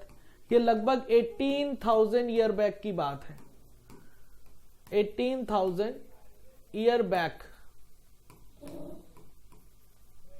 फिर लिखा है Dryopithecus and Ramapithecus primate existing 15 million years ago और walked like man. भाई साहब नहीं, ये मैन की तरह ही नहीं थे, एप की तरह हैं। Homo habilis probably eight meet, गलत बात, ये फ्रूट्स वेजिटेबल खा रहे हैं, फ्रूट्स एंड वेजिटेबल खा रहे हैं, वो मीट नहीं खा रहे हैं अभी। फिर लिखा है Neanderthal man lives in Asia लगभग 1 लाख to 40,000 ईयर बैक, ये बात सही है। और निएंडरथल मैन की क्रेनियल कैपेसिटी 1400 सीसी थी, आंसर 4 सही है, 144 का। तो इस तरह से आप लोगों ने मेरे साथ 121 से 150 तक क्वेश्चंस को डिस्कस किया है। आई होप आपको सारे क्वेश्चन समझ आए होंगे। आगे के डिस्कशन के लिए विक्रम सर का स्वागत करिए और ऐसे ही पढ़ते रहिए, अपना ख्याल रखिए। Thank you so much. Hello बच्चों, न्यू लाइट के यूट्यूब चैनल पर आप सभी का स्वागत है। प्यारे बच्चों, और मैं विक्रम चक्रवर्ती आज आपके समक्ष लेकर के हाजिर हुआ हूं ऑल इंडिया फुल सिलेबस 36, जो कि 13 फरवरी 2025 को हमारे इंस्टीट्यूट की तरफ से ऑनलाइन ऑफलाइन मोड दोनों पेपर हुआ है। पेपर काफी बढ़िया था, आपने वर्ष के हिस्सा लिया और आज मैं इस पेपर डिस्कशन लेकर के आया। मेरा क्वेश्चन नंबर 151 to 180 है और 91 to 150 हमारे सीनियर साथी doctor Ali sir, doctor Salin sir ने बहुत ही शानदार वेल एक्सप्लेन किया। Thank you Ali sir, Salin sir. और मैं अब क्वेश्चन नंबर 151 से 180 तक की जर्नी आपके साथ करने वाला हूं। सबसे पहला क्वेश्चन है the tendency of population to remain in genetic equilibrium में बी डिस्टर्ब बाय। ये क्वेश्चन आप लोग अब तक हार्डी विनबर्ग के नियम को जो जानते थे P + Q² + 2Q = 1, ये क्वेश्चन वो नहीं है। एक्चुअल में ये बेसिक थीम और बेसिक फंडामेंटल जो आपका कंसेप्ट है हार्डी विनबर्ग का, ये क्वेश्चन उसके आधारित है। और आज आप लोग हार्डी विनबर्ग की है क्या, कहा जाता है कि भाई साहब ये एक हैबिटेट है आइसोलेटेड और एक ये दूसरा हैबिटेट है आइसोलेटेड। कह रहे हैं कि यहाँ पर एक कैपिटल P Q और स्मॉल q है। इसकी पॉपुलेशन मान लीजिए 200 है और इसकी 300 है और इसकी मान लीजिए 100 है। कुछ समय के बाद हम ये देखेंगे, आफ्टर कई साल के बाद इसकी 400 हो जाती है और इसकी 600 हो जाती है, ठीक है, और इसकी 200 हो जाती है। ठीक, हम देखेंगे ये हो जाता है। अगर ये चीजें, इसका मतलब अभी रेशियो यहाँ 2:3:1 था और अभी रेशियो 2:3:1 है। इसका मतलब किसी का भी नंबर अगर रिलेटिव लिया जाए तो बढ़ा घटा नहीं है। समझ गए आप लोग, किसी का भी नंबर बड़ा घटा नहीं है। अब आप कहोगे सर इसका नंबर 600 से ज्यादा नहीं, कहते हैं अमीरी गरीबी, आप कहते हो गरीब है, तो गरीब का टर्म जो अकेला अपने आप में नहीं है, वो किसी से कंपेयर किया जाता है तब वो गरीब होता है। कहते हैं इसकी हाइट बहुत ऊंची है, आप किसी से कंपेयर करते हो तब। इसका मतलब अगर आप कहते हो कि कोई व्यक्ति आदमी जीवन में तरक्की कर गया या इवॉल्व कर गया कोई स्पीशीज, जब आप किसी दूसरे वाले इंडिविजुअल से कंपेयर करते हो तब आप बोलते हो देखिए पहले ये 200 थे, ये 400 डबल हो गए, 300 600 ये डबल हो गए, 100 से 200 ये डबल हो गए। इसका मतलब एक दिए गए टाइम पीरियड में इन सभी ने एक बराबर प्रोग्रेस किया है, इन सभी ने अपना अपना नंबर डबल किया। इसका मतलब किसी की भी हम इवोल्यूशन नहीं मानेंगे। अगर ऐसा कुछ होता कि ये 200 से 600 हो जाता, ये 300 से 400 और ये 100 से 150 हो जाता, तो इन दोनों का नंबर के कंपेयर में इनका नंबर बढ़ा हुआ हम मान सकते थे। अब ये कहते हैं कि ये रेशियो कई सालों के बाद कांस्टेंट कैसे रहेगा, अगर इस प्लेस पर म्यूटेशन ना हो। याद करिए वो 5 फैक्टर जो बताए गए हैं आपकी किताब में, mutation, migration, flow, sexual reproduction और सेलेक्टेड सेक्सुअल रिप्रोडक्शन, ठीक है, और नेचुरल सिलेक्शन। इतने 5 स्टेप इस ऑर्जेंटिक ड्रिफ्ट, ये 5 फैक्टर जो थे हार्डी विनवर को प्रभावित करने वाले, अगर इस हैबिटेट में नहीं हो रहे होंगे, इनका अभाव हो रहा होगा, तो ये इक्विलिब्रियम मेंटेन रहेगा। और अगर ये ऐसा नहीं है, अब एक होती है रैंडम मैटिंग। सर ये रैंडम मैटिंग क्या चीज है? रैंडम मैटिंग का मतलब ये कभी इनके बीच क्रॉस हो जाएगा, कभी इनके बीच क्रॉस होगा, कभी इनके बीच क्रॉस होगा। अब आप कहोगे सर ऐसा ना होने से क्या होगा, दिखाता हूं। इस चीज को सीख लीजिए बच्चों, फिर शायद अगली क्लास में फिर मुलाकात हो ना हो। अब देखिए कैपिटल पी, स्मॉल क्यू। एक होती है सिलेक्टेड मैटिंग का मतलब हमने पहले से डिसाइड कर लिया कि एक इंडिविजुअल हमारा मेल ये होगा, फीमेल ये। जब इनके बीच केवल क्रॉस होगा बच्चों, तो आप देखिए कैपिटल पी स्मॉल क्यू, तो पी क्यू और पी। अब देखिए होमोजाइगस रिसेसिव वाला जो इंडिविजुअल है, अगर आप सिलेक्टेड मैटिंग इनके बीच कराओगे तो वो तो पिक्चर में है ही नहीं, वो गायब हो गया मैदान से। तो इसका मतलब आप तीनों में से ये गायब होगा, ये दोनों इवॉल्व हो गए बराबर में। अब देखिए मैं इनका अगर क्रॉस कराता हूं, लेट अस अज्यूम, तो मुझे PQ दिख रहा है, मुझे PQ दिख रहा है और मुझे PQ दिख रहा है। अब देखिए होमोजाइगस जो डोमिनेंट वाला है वो मैदान से बाहर हो गया, ठीक। इसका मतलब सिलेक्टेड मैटिंग कराने से रेशियो मेंटेन नहीं रहेगा। हो कुछ ऐसा, कभी इनके बीच क्रॉस हो, कभी इनके बीच, कभी इनके बीच, और कभी इनके बीच, कभी इनके बीच, इसी को बोलते हैं रैंडम मैटिंग। अगर रैंडम मैटिंग का लैक है, मतलब अभाव है, तो फिर ये हार्डी विनवर इक्विलिब्रियम मेंटेन नहीं रहेगा। आप देखिए अगर 8-10 जनरेशन आपने इस तरह से क्रॉस करा दिए, तो अगर आपने इनके ये 10 जनरेशन कराएंगे तो आपको कैपिटल पी वाला गायब हो जाएगा, इनको कराएंगे तो ये वाला गायब हो जाएगा। बात को समझिए। और इनके बीच अगर आपने करा दिया तो सबके सब PQ ही निकल के आएंगे, तो कैपिटल पी स्मॉल क्यू गायब हो जाएगा मैदान से। मतलब सिलेक्टेड मैटिंग नहीं करानी है, रैंडम मैटिंग होती रहेगी, तो कई जनरेशन के बाद भी रेशियो कांस्टेंट रहेगा। और तरक्की, प्रोग्रेस, ये कंपेरेबल चीजें, आप किसी से तुलना करते हो तो आप कहते हो ना कि हम, अब जैसे कोई करोड़पति आदमी है अरबपति से क्या गरीब है, कोई लखपति करोड़पति से गरीब है, लेकिन जो लखपति है वो हजारों, जिनके पास 1000 रुपए उनसे ज्यादा वो है, ठीक है बच्चों। तो ये हार्डी विनबर का बेसिक थीम था जो आपको सीखना था, ठीक है। तो समझ गए। तो आप करना क्या, 5 चीजें, मतलब लैक ऑफ म्यूटेशन हो, लैक ऑफ और रैंडम मैटिंग होती रहे, लैक ऑफ माइग्रेशन, और इसी को आप फ्लो बोलते हो, सिलेक्टेड मैटिंग और आपका नेचुरल सिलेक्शन। इतनी प्रोसेस का अगर लैक हो रहा है तो आपका remain genetic equilibrium. Genetic equilibrium का मतलब इन तीनों का जो रेशियो था वही मेंटेन रहना चाहिए। और अगर लैक ऑफ रैंडम मैटिंग का मतलब कि आपने सिलेक्टेड मैटिंग कराई है तो आपका क्या होगा, कांस्टेंट नहीं रहेगा। इसी को हार्डी विनबर इक्विलिब्रियम बोलते हैं। अब आप कहोगे सर ऐसा है ही क्यों, क्योंकि लैमार्क, डार्विन, ह्यूगो डेविस ऑलरेडी अपनी थ्योरेटिकल बातें इवोल्यूशन के लिए बोल चुके थे। तो जो आपके हार्डी विनबर थे, इन्होंने कहा नहीं, हम मैथमेटिकली इस बात को प्रूफ करेंगे पॉपुलेशन में कि इवोल्यूशन होता है कि नहीं। तो जब तक ये इक्विलिब्रियम मेंटेन रहता है तब तक इवोल्यूशन नहीं हो रहा है। अगर ये इक्विलिब्रियम मेंटेन नहीं है तो इवोल्यूशन हो रहा है। तो Hardy Weinberg equilibrium non evolving species के लिए दी गई थी। जैसे एक स्पीसीज है, उसके 3 आपके स्ट्रीम्स हैं, homozygous dominant, heterozygous dominant, homozygous recessive. तो ये नॉन इवॉल्विंग स्पीसीज याद रखिएगा भाई। यही है आज, मतलब कई जनरेशन के बाद, कई सालों के बाद अगर यहाँ पर कोई, और हाँ, किसी का आई माइग्रेशन ना हो इसके अंदर, किसी का ई माइग्रेशन ना हो, यहाँ की कोई भी स्पीसीज उठ के बाहर ना जाए और कोई इसके अंदर ना आए, जो जैसे थे वो आपस में ही रैंडम मैटिंग होती रहे, तो ये ratio generation to generation constant रहता है। आप ये गलती कभी मत करना कि सर 600 तो सबसे ज्यादा नहीं, आप देखो रेशियो अभी 2:3:1 मेंटेन है। यही है हार्डी विनबर का बेसिक कॉन्सेप्ट। और बाकी जो आप P+Q² निकालते थे वो तो आपका नॉर्मल न्यूमेरिकल था। तो आंसर क्या हो गया, सेकेंड। अब देखिए correct statement, photo period affect reproduction signal bidder. आपको पता ही था कि फोटो पीरियड में एक घटना होती है जो ये बताता है कि फ्लावरिंग के लिए फोटो पीरियड की एक क्रिटिकल ड्यूरेशन चाहिए होती है। तो ये बिल्कुल सही। अब बहुत से जो एनिमल्स होते हैं वो फिर से आपकी चिड़िया देखिए जब दिन में निकलती है और कुछ रात में भी निकलने वाले तो वो फोटो पीरियड है। बहुत से जानवर होते हैं जो दिन में निकलते हैं रात में नहीं। इसका मतलब बहुत सारे अफेक्ट रिप्रोडक्शन सीजनल ब्रीडर क्यों? क्योंकि उनका सीजन होता है। अगर उस सीजन में प्रॉपर्ली लाइट नहीं मिलेगी तो फॉरेजिंग एक्टिविटी अपने पार्टनर को ढूंढ नहीं पाएंगे। तो क्या लिखा है? सही है। No non living object metabolism, बिल्कुल सही। क्यों? क्योंकि मेटाबॉलिज्म एक डिफाइनिंग प्रॉपर्टी सभी लिविंग में होगा। केवल plant, animal, fungi metabolism activate नहीं करते। जितने भी लिविंग है, ऑल लिविंग, चाहे वो प्रोटिस्टा हो चाहे मुनरा हो, सब के सब क्या शो करेंगे? मेटाबॉलिज्म, क्योंकि डिफाइनिंग प्रॉपर्टी है। ये कहा गया था कि मैं कहूं जो मॉलिक्यूलर कॉन्स्टिट्यूएंट होते हैं, protein, lipid, carbohydrate, nucleic acid, इन सबसे जो आपका एक सेलुलर ऑर्गेनेल बनता है, तो जब ये बनता सेलुलर ऑर्गेनेल बन गया तो एक सेलुलर ऑर्गेनेल की प्रॉपर्टी आपके इस मॉलिक्यूलर कॉन्स्टिट्यूएंट में नहीं होती है, इनके इंटरेक्शन से प्रॉपर्टी आती है। इसीलिए कहा गया इंटरेक्शन बहुत जरूरी है। ऐसे ही मान लीजिए आपका एक सेल बना और इस सेल में कई सारे सेल ऑर्गेनेल होते हैं, तो एक एक सेल ऑर्गेनेल में एक कोशिका की प्रॉपर्टी नहीं होती, सारे सेल ऑर्गेनेल जो होते हैं मिलकर काम करते हैं तो सेल को एक प्रॉपर्टी देते हैं। ऐसे टिश्यू का सेल में नहीं होगा, ऑर्गन का टिश्यू में नहीं होगा। बिल्कुल सही है।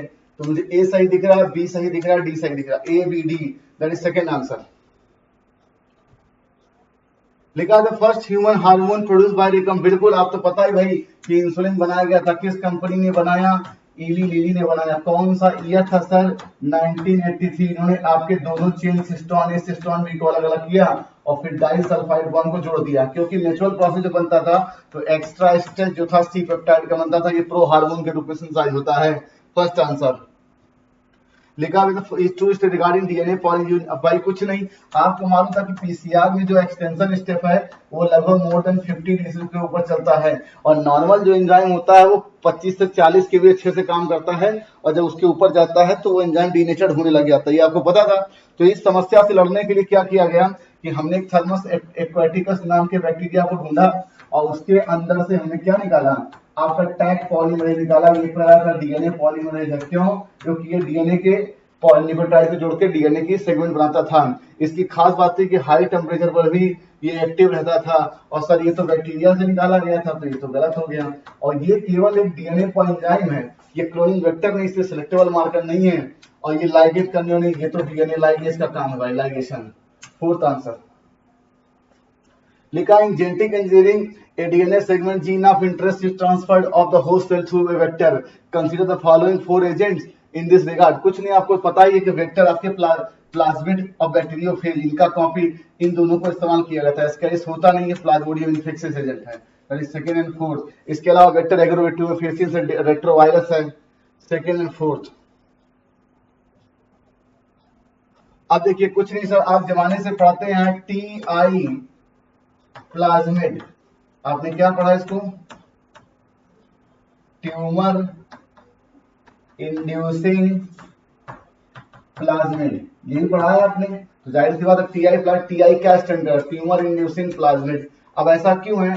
टीआई प्लाज्मिड में टीडीएमए होता है। सपोज दैट ये पूरा प्लाज्मिड है, इतना पोर्शन आपका ट्यूमर काजिंग होता है, तो जब ये जाता है किसी होस्ट सेल में तो अपना प्लाज्मिड छोड़ देता है ये बैक्टीरिया, तो वहां पर ट्यूमर काज करता है। तो वैज्ञानिकों ने देखा कि ये नेचुरली अपना क्लोनिंग वेक्टर छोड़ रहा है, तो क्यों ना इसके टीडीएमए को हटा के अपना एलियन डीएनए लगा दें। जब ये जाएगा किसी होस्ट में तो वहां पर ये प्लाज्मिड छोड़ेगा, प्लाज्मिड रेप्लिकेट करेगा, तो उसके साथ साथ हमारा एलियन डीएनए का जो बनेगा, उसका प्रोडक्ट बनेगा, वो भी कॉपी करेगी। तो इसको क्या नेचुरल जेनेटिक इंजीनियर है और ये नेचुरल वेक्टर है भाई।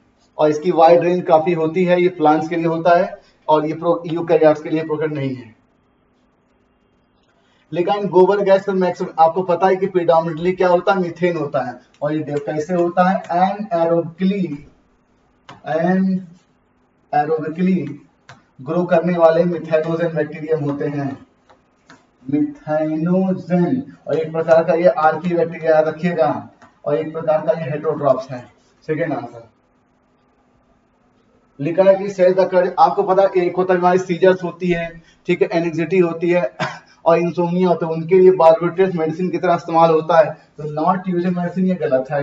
Morphine person who have got बिल्कुल सेडेटिव है, ये सेडेटिव है और पेन किलर है। तंबाकू चबाने से ये आपके एड्रेनलिन ग्लैंड को एक्टिवेट करता है, एड्रेनल ग्लैंड को करता है और इससे क्या निकलवाता है, एड्रेनलिन। अब आपको पता है कि ये प्रकार का इमरजेंसी हार्मोन साइज में heart beat, breathing rate, blood pressure सब कुछ बढ़ाएगा, तो ये क्या घटाता नहीं है, बढ़ाता है। और आपको पता कोकीन स्टिमुलेंट है और सर्जरी के बाद सेडेटिव और पेनकिलर की जरूरत होती है, तो यहाँ पर हम मॉर्फिन का इस्तेमाल करते हैं, याद रखिएगा, ये भी गलत है। तो क्या आंसर आ गया, सेकेंड।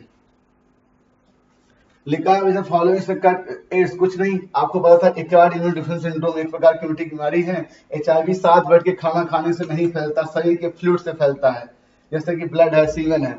और देखा ड्रग एडिक्ट्स आर लीस्ट नहीं मोर सस्टेबल, जितने भी ड्रग्स लेने वाले होते हैं वो एचआईवी से ज्यादा सस्टेबल समझ होते हैं।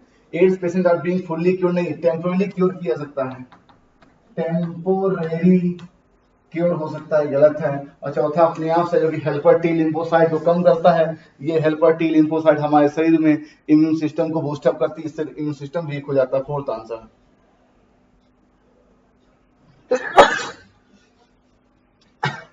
अब देखिए आपके सामने लिखा है, आपके सामने लिखा है following is a technique is safest for detection of cancer, कुछ नहीं, हमारा शरीर आपसे बताया गया कि जो एक्सरे होती है वो बहुत ही आयनाइजिंग रेडिएशन होती है और इसमें इसकी फ्रीक्वेंसी ज्यादा होती है, एनर्जी ज्यादा होती है, तो आपको पता ही है, ठीक। तो जाहिर सी बात है ये शरीर के लिए नुकसानदेह होता है, रेडिएशन, ठीक। तो जो कंप्यूटर टोमोग्राफी होती है और इन दोनों में एक्सरे इस्तेमाल होता है, तो ये तो सेफ हो नहीं सकता। अब आप कहोगे सर हिस्टोपैथी क्या होता है, कि जहां कैंसर होने की सस्पेक्ट होते हैं वहां के टिश्यू को काट करके हम लैब में टेस्ट करते हैं। तो आपने टिश्यू काटा, शरीर का नुकसान किया, ब्लड लॉस हुआ, तो ये सेफेस्ट ये भी नहीं है। इन चारों में कंपेयर देखा जाए तो आपका क्या आ जाएगा, पहला। क्यों एमआरआई, क्योंकि भैया ये तो रिजोनेंस से होने वाली चीज है, पहली बात, और इसमें स्ट्रॉन्ग मैग्नेटिक फील्ड, तो ये नुकसान नहीं करती उतने। इन चारों कंपेयर सेफेस्ट यही है। और सेफेस्ट क्यों है, क्योंकि इससे आपका डिटेक्शन बहुत ही बढ़िया होता है, ये भी याद रखिएगा, फर्स्ट आंसर। कहीं पर भी ज्यादा अगर एक्यूरेट करना होता तो हम एमआरआई कराते हैं, फर्स्ट आंसर।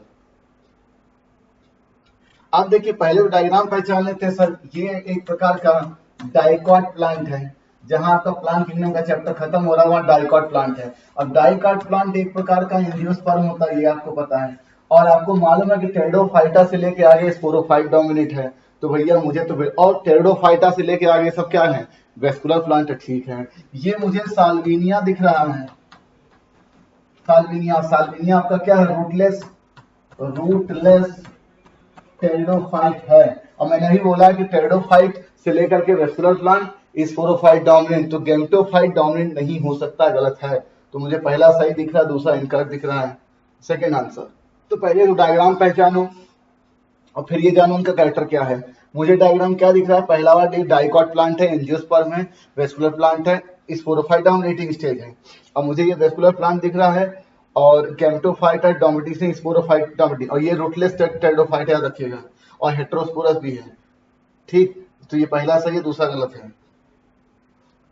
अब देखिए पहला जो आपको दिख रहा है डायग्राम, ये मुझे राइबोज दिख रहा है, और राइबोज आरएनए का ही एक कंपोनेंट होता है, आपको पता है, या न्यूक्लियोटाइड का कंपोनेंट होता है। और आरएनए है क्या, जेनेटिक मटेरियल, ठीक है। ये भाई साहब कोलेस्ट्रॉल दिख रहा है, और ध्यान से देखिए सेल बायोलॉजी के सेल एंड ऑफ लाइफ में वहां पे सेल मेम्ब्रेन का एक कंपोनेंट कोलेस्ट्रॉल भी होता है। तो मुझे तो ये बिल्कुल सही दिख रहा है, दोनों सेंटेंस बिल्कुल सही है, दैट इज फोर्थ आंसर। तो पहला राइबोज है, राइबोज जो है एक न्यूक्लियोटाइड का कंपोनेंट होता है आरएनए का, और आरएनए क्या है, जेनेटिक मटेरियल। ये आपका कोलेस्ट्रॉल है, तो ये कंपोनेंट ऑफ सेल मेम्ब्रेन होगा ही, दोनों सही है। What would be the happen, आपको ये बताया गया था कि बहुत से ऐसे म्यूटेशन होते हैं, जैसे मान लीजिए UAA, ये म्यूटेट होकर के क्या हो गया, नहीं UAE, ये UAU, ये म्यूटेट होकर के UAA हो गया, ठीक। या मान लीजिए UAG भी हो सकता था, अगर म्यूटेशन कुछ इस प्रकार से हो कि वो स्टॉप कोडॉन बदल जाए, स्टॉप कोडॉन में बदल जाए, तो इसको बोलेंगे क्या चीज, नॉनसेंस म्यूटेशन, याद रखिए। और जब नॉनसेंस म्यूटेशन होता है जिस पोजीशन पे, वहां स्टॉप हो जाता है, उसके आगे बनता नहीं। ये कह रहे हैं कि भाई 50 पॉलीपेप्टाइड कोड करने वाली आपकी एक एमआरएनए थी, 50, ठीक है। और कह रहे हैं कि जब 25वां एमिनो एसिड आया है तो वहां का कोडॉन चेंज हो गया, मतलब 25 पे रुक गया, पीछे 24 तक बन चुके होंगे। तो क्या लिखा, एक बार 24 फॉर्म दैट इज फर्स्ट। इस तरह क्वेश्चन जब भी आए तो जिस जगह पे रोका गया है वहां से पीछे वाला सब, ये गलती मत करिएगा कि 25वें पे को रोका गया है तो 25 ही बनेगा, नहीं, 25वें पे तो आपने स्टॉप किया है। That is first answer. कुछ नहीं सर, कन्वर्जेंट इवोल्यूशन आप जमाने से पढ़ते हैं, eye of octopus, eye of mammal, ये कन्वर्जेंट, ये क्या है, एनालोगस ऑर्गन है, और एनालोगस ऑर्गन कन्वर्जेंट डेवलप होते भाई। और फोर लिम्ब ऑफ वर्टिब्रेट, और ये वर्टिब्रेट में एम्फीबिया भी होगा, रेप्टाइल भी होगा, बर्ड भी होगा, मैमल भी, याद रखिएगा।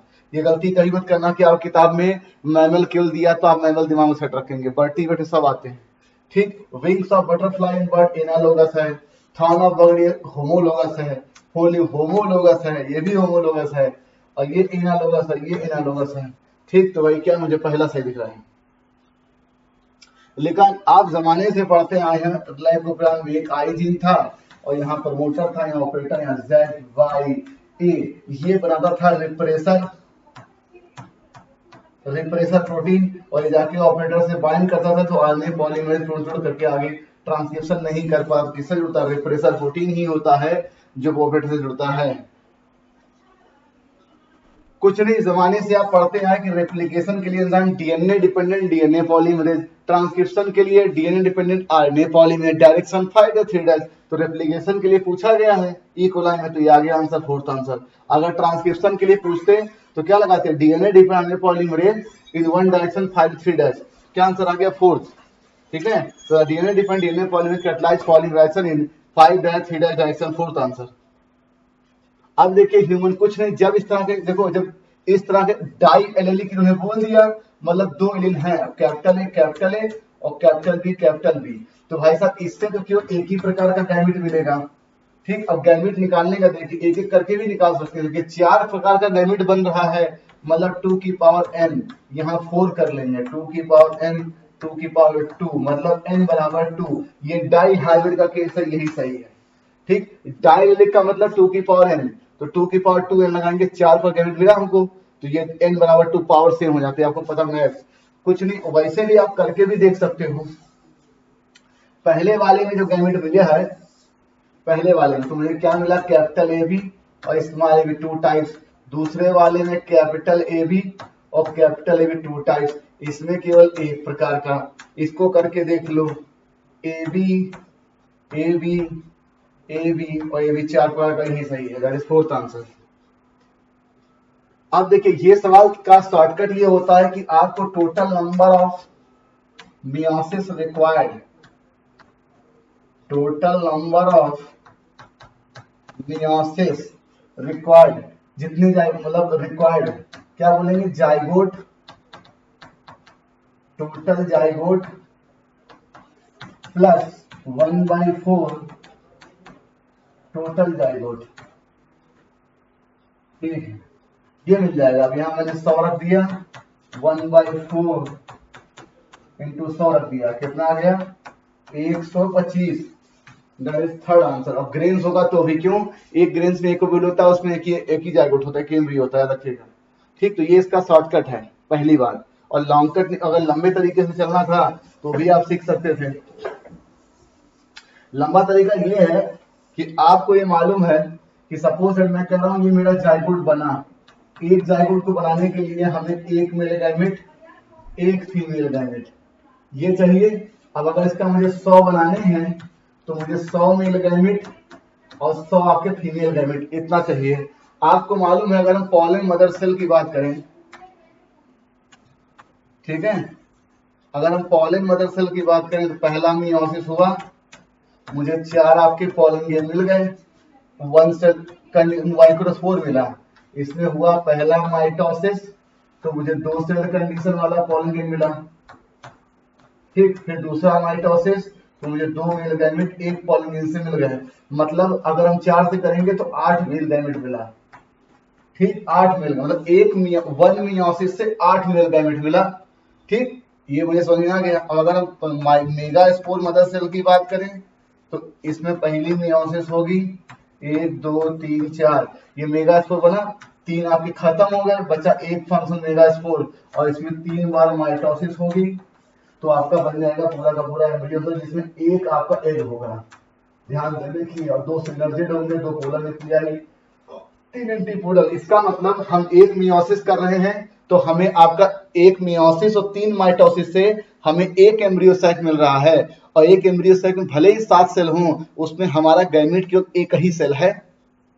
बात को समझिए मैं क्या कह रहा हूं। एक मियोसिस हुई यहाँ पे, एक मेगास्पोर सेल में 4 आपके मेगास्पोर बने और 4 मेगास्पोर 3 खत्म हो गए, बना आपका एक आपका फंक्शन मेगास्पोर। इसमें 3 बार माइटोसिस हुआ और 3 बार माइटोसिस होने के बाद हमें क्या मिला, आपका एक एम्ब्रियो साइक। इस एक एम्ब्रियो साइक में केवल एक ही मेल गैमेट है, वन मेल गैमेट, मतलब वन फीमेल गैमेट। और हमें यहाँ चाहिए कितने थे, 100 फीमेल गैमेट। इसका मतलब 100 तो केवल आपके फीमेल की तरफ से आ जाएगा, ठीक। तो 100 मियोसिस किसके चाहिए, फीमेल गैमेट के लिए, क्योंकि हमें भले ही 7 सेल वाला एम्ब्रियो साइक हो, उसमें गैमेट हमारा एक ही है।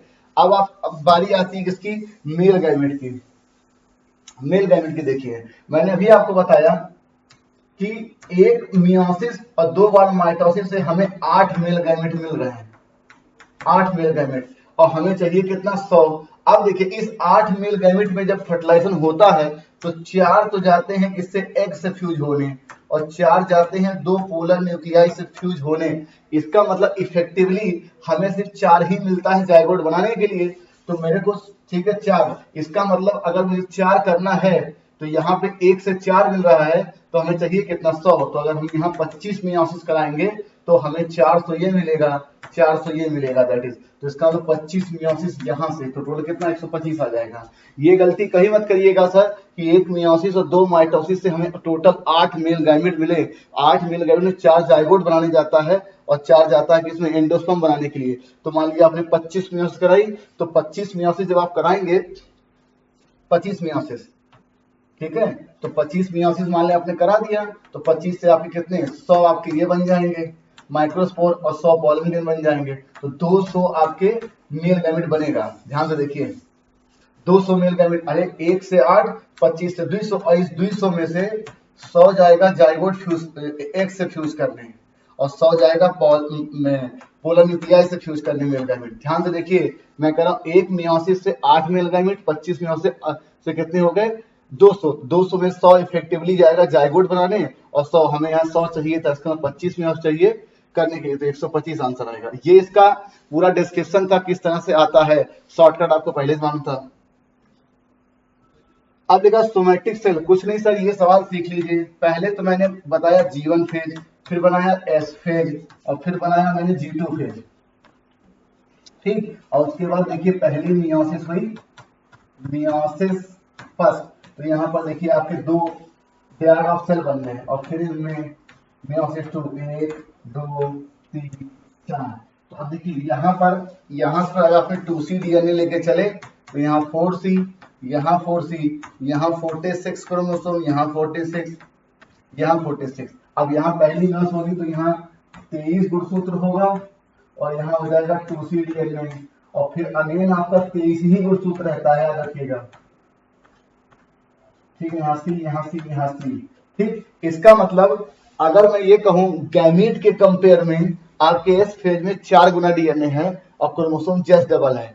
गैमीट के कंपेयर में G2 फेज में 4 गुना डीएनए है और 2 गुना क्रोमोसोम है। तो क्या रहे कि एक सोमैटिक सेल, अब देखिए ये मान लीजिए जर्मिनल, अब यहां तक तो सेल कॉमन होती है, मान लीजिए ये सोमैटिक सेल है तो इसने माइटोसिस किया और मियोसिस। इसका मतलब अगर मैं सोमैटिक सेल कहूं और इसी के जर्मिनल सेल कहूं, दोनों ही सेम प्रक्रिया को फॉलो करेंगी। तो लिखा एक somatic cell that has complete the S phase of cell cycle as compare to the gamete of same species. अब देखिए क्या कह रहे हैं कि आपने सोमैटिक सेल ये वाली चीज चलाई, मान लीजिए स्किन से सेल है या कुछ, लेकिन चाहे गैमीट सोमैटिक सेल हो और चाहे कोई जर्मिनल सेल हो, G1 और G2 की प्रक्रिया दोनों में एक समान रहती है। इस क्वेश्चन का जो बेसिक थीम था बच्चों वो यही था कि क्या आपको ये बात पता है कि जो जर्मिनल सेल होती है या आपकी वो चीज गैमीट बनाने वाली सेल, इन दोनों का मतलब क्या जानते हैं? जैसे स्पर्मेटोगोनिया जर्मिनल सेल है और मेरी स्किन की सेल है, वो भी आपकी सोमैटिक सेल है, लेकिन तो दोनों में डीएनए सेम है और दोनों में आपका क्रोमोसोम बराबर है। तो G1 और G2 दोनों में एक बराबर चलेगा। तो मान लीजिए सोमैटिक सेल जा रही थी और फिर इसके गैमीट से आपने कंपेयर किया, तो एस फेज में twice the number of chromosome and 4 times of DNA, that is first answer. तो ये गैमीट यही है आपका प्रोडक्ट ऑफ मियोसिस। ये एक्स सेल हो सकता है, ये स्पर्म हो सकता है। क्या आंसर आ गया? पहला, twice the number of chromosome and 4 और देखिए सेम स्पीसीज क्यों, क्योंकि हर स्पीसीज में क्रोमोसोम का नंबर अलग अलग होता है, कुत्ते में अलग है, बिल्ली में अलग है, हम में अलग है, प्लांट में अलग है, याद रखिएगा। तो क्या आंसर है, twice number of 4 times of DNA. अब देखिए कुछ नहीं सर, ये डायग्राम आपकी किताब में क्या दिखा रहा है, टीलोफेज, और टीलोफेज के बाद ये जा रहा है साइटोकाइनेसिस में, ये भी ध्यान रखिएगा। टीलोफेज के बाद ये जा रहा है साइटोकाइनेसिस में। क्यों, ये देखिए फरो बन रहा है, बाहर से अंदर जा रहा है। तो भाई साहब ये तो एनिमल सेल की बात हो गई, ठीक है, ये एनिमल सेल है, क्यों ये प्लेट नहीं बन रहा, तो सेल प्लेट वाला कॉन्सेप्ट तो पहले गलत हो गया। आप कहोगे सर कि मैं इसको टीलोफेज भले बुक में दिया हो, मैं इसको देख रही हूँ कि साइटोकाइनेसिस ये हो रही है, लेकिन सेल प्लेट नहीं, ये फरो बन रहा है। अब टीलोफेज ही सही हो सकता है, लेट एनाफेज हो नहीं सकता, और एंडोप्लाज्म रेटिकुलम नॉट फॉर्म नहीं, एंडोप्लाज्म सबके सब बन जाते हैं भाई, तो ये गलत, और गोल्गी फॉर रिफॉर्म होगा, दैट इज थर्ड आंसर। ठीक है, तो सेल प्लेट क्यों नहीं सही है, क्योंकि ये फरो बन रहा है, तो क्या आंसर आ गया, third answer. Which kind of therapy was given, अरे सर ये तो जीन थेरेपी है सर, कुछ नहीं। आप कहते हैं जैसे आप पढ़ते हो कीमोथेरेपी, किसी केमिकल का इस्तेमाल करके किसी बीमारी को ट्रीट करना, इम्यूनोथेरेपी इम्यून सिस्टम से बीमारी का इलाज करना, रेडिएशन से बीमारी का इलाज करना, लेकिन जीन थेरेपी का मतलब क्या है, आपने किसी नॉर्मल हेल्दी जीन को इस्तेमाल करके आपने किसी डिजीज को ट्रीट किया है, डिजीज ट्रीटमेंट। याद करिए, आपने अर्ली एम्ब्रियोनिक कंडीशन में एडीए बनाने वाली जीन को इंट्रोड्यूस किया था, जिसने आपके इम्यून सिस्टम को डिफरेंशिएशन और प्रॉपर्ली मैच्योरेशन दिया था, तो ये आपका जीन थेरेपी है।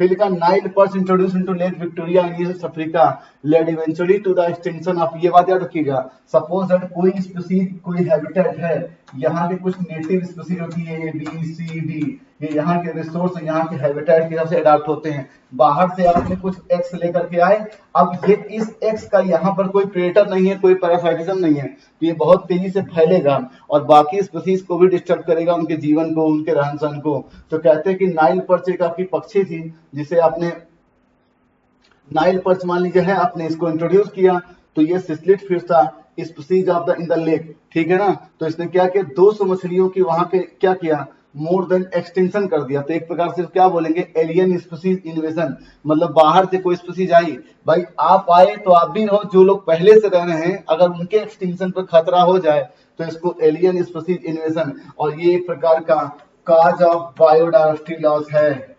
क्या भाई, काज ऑफ बायोडायवर्सिटी लॉस है, याद रखिएगा, थर्ड सेकंड आंसर। और ऐसे ही एग्जांपल है क्लेरियस गार्गेरिया पाइनस, अफ्रीकन कैटफिश था, लेंटाना था, और आपका आइकॉर्निया है, याद रखिएगा।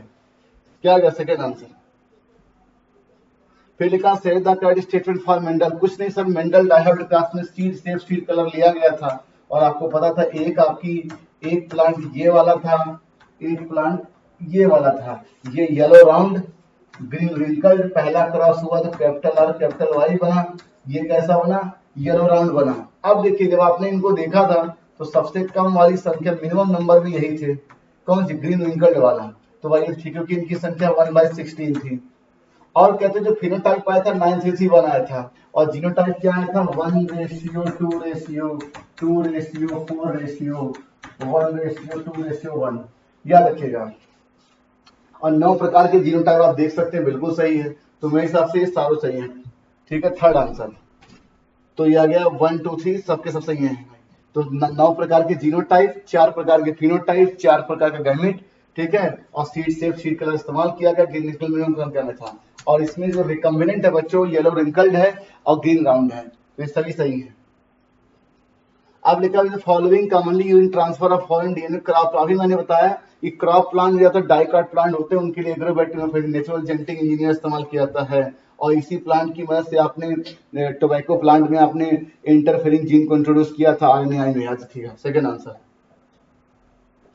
लिखा अब देखिए आपकी फैमिली जितनी ऐड हुई है बच्चों, जो फैमिली आपकी ऐड हुई है उनमें केवल पोएसी ही है जो आपकी मोनोकॉट है, याद रखिएगा, मोनोकॉट है। क्यों, एंजियोस्पर्म में डिवीजन होता है, उसके 2 क्लास, मोनोकॉटिलिडन डाइकॉटिलिडनी, तो केवल पोएसी ही आपकी मोनोकॉटिलिडनी है, बाकी सबकी सब फैमिली डाइकॉटिलिडनी। ये भी ठीक है सर, ये भी ठीक है, ये भी ठीक है, ये नहीं सही है सर, ये क्या होना चाहिए, डाइकॉटिलिडनी होनी चाहिए। अब लिखा कुछ नहीं सर, मैंने पहले इसको पहचान लिया, मुझे तो ये एड्रिनल ग्लैंड दिख रहा है, और एड्रिनल ग्लैंड में 2 आपके थे, आपका मेडुला और कार्टेक्स, याद रखिएगा, अंदर मेडुला बाहर कार्टेक्स। मेडुला के हार्मोन जो थे वो एमिनो एसिड डेरिवेटिव और इसके कैसे थे, स्टेरॉइड थे। और आपको पता है ये कहाँ पाया जाता है, हमारी किडनी के एंटीरियर पार्ट पे। हमारे अंदर अगर 2 किडनी है तो जाहिर सी बात है कहाँ पाया जाएगा, दोनों किडनी पाया जाएगा, इसकी संख्या 1 पेयर। तो केवल राइट किडनी गलत है, केवल स्टेरॉइडल गलत है, ये दोनों सेंटेंस गलत है, याद रखिएगा भाई। मैं कह रहा हूँ एड्रिनल ग्लैंड है, इसके 2 आपके लेयर और टिश्यू क्या कहते हैं, मेडुला और कार्टेक्स। कार्टेक्स से स्टेरॉइडल हार्मोन निकलता है, मेडुला से एमिनो से डेरिवेटिव हार्मोन एड्रेनलिन नॉरएड्रेनलिन, और ये दोनों किडनी के एंटीरियर पार्ट पर होता है। तो केवल राइट साइड गलत है भाई, फर्स्ट आंसर।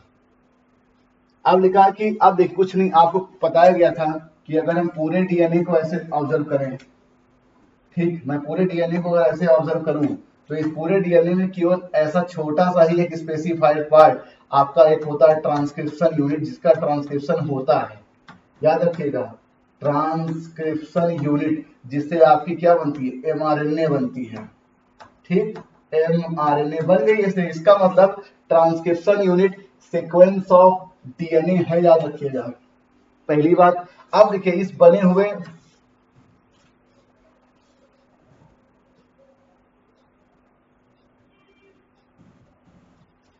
ठीक है, अब देखिए इस बने हुए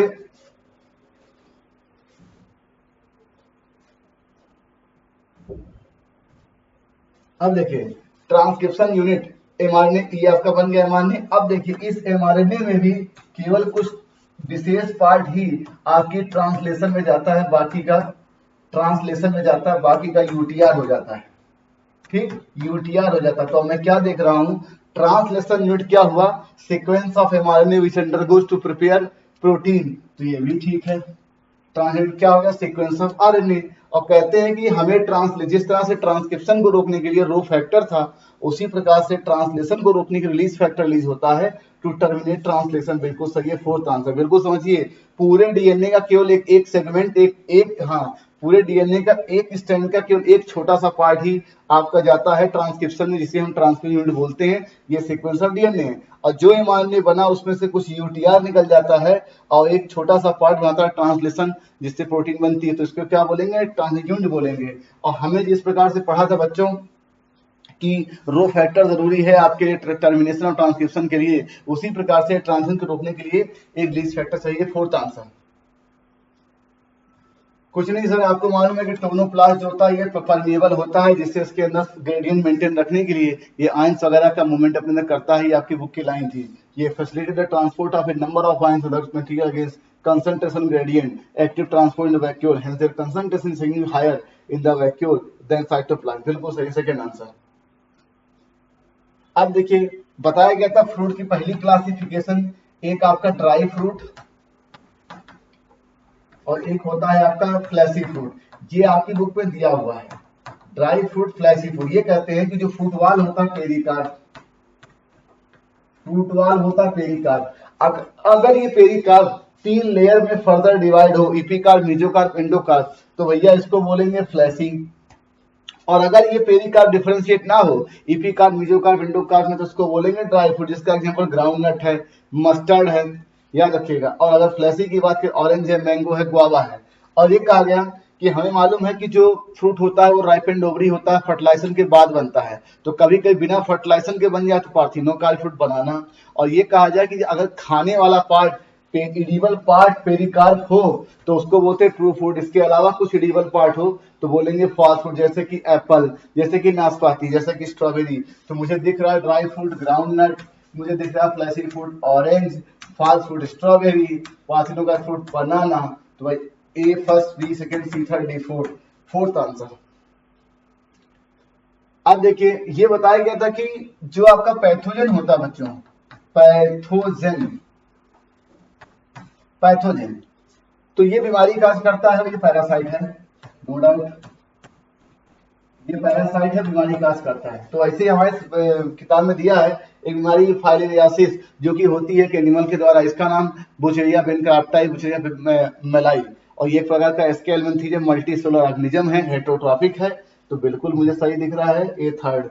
इसके एमियासिस एंटाइवा हिस्टोलेटिका से होता है, एक प्रकार का यूनिसेलुलर हेटरोट्रॉपिक ऑर्गेनिज्म है, प्रोटोजोआ है, प्रोटिस्टा है, यूकैरियोट्स बी4।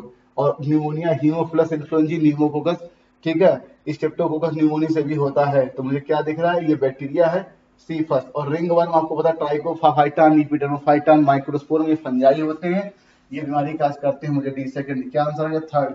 तो फाइलेरियासिस, वोचेरिया बेनक्राफ्टी ये थर्ड, और वियासिस में एंटीवायरस का बी फोर्थ, और निमोनिया में मुझे दिख रहा है इन्फ्लुएंजा, और यहाँ दिख रहा है डी सेकंड। तो प्यारे बच्चों सेशन यहीं से खत्म हुआ।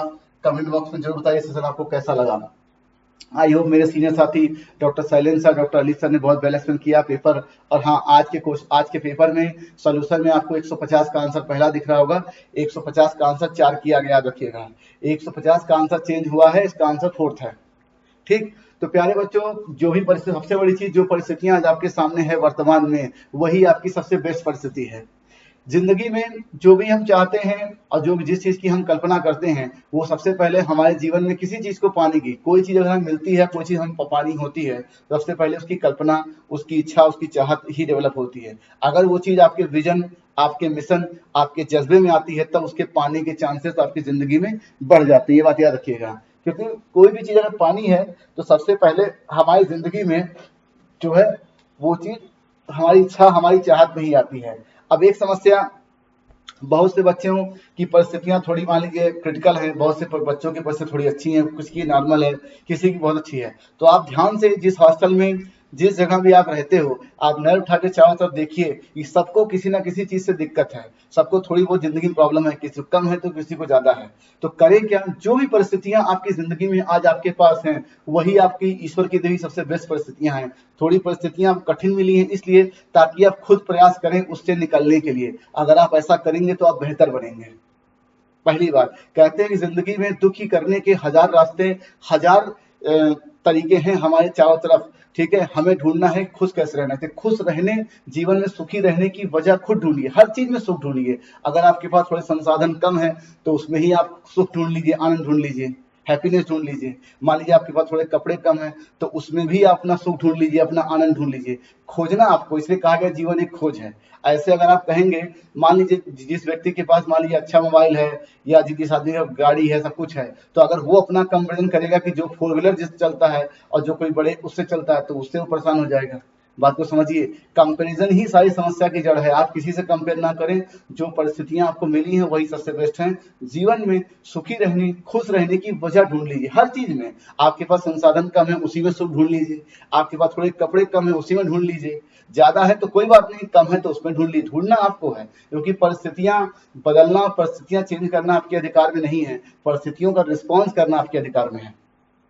बात को समझिए, परिस्थितियों को बदलना, परिस्थितियों को चेंज करना आपके अधिकार में नहीं है, आपके अधिकार में केवल आपका रिस्पॉन्स है। लेकिन सबसे बड़ी चीज सर, रिस्पॉन्स क्या चीज है? सबसे पहली चीज रिस्पॉन्स आती है हमारी चेतना, हमारे विजडम से, हमारी विजन से आती है कि हम कैसा अपनी परिस्थितियों को किस प्रकार से देखते हैं और किस प्रकार का निर्णय, किस प्रकार की इच्छा, अपने सारा खेल हमारी इच्छा, हमारी चाहत का है। अगर आप अपने लक्ष्य के अलावा, अपने काम के अलावा कोई इच्छा ही ना रखे जिंदगी में, कोई चाहत ना रखे, दुख आएगा ही जिंदगी में।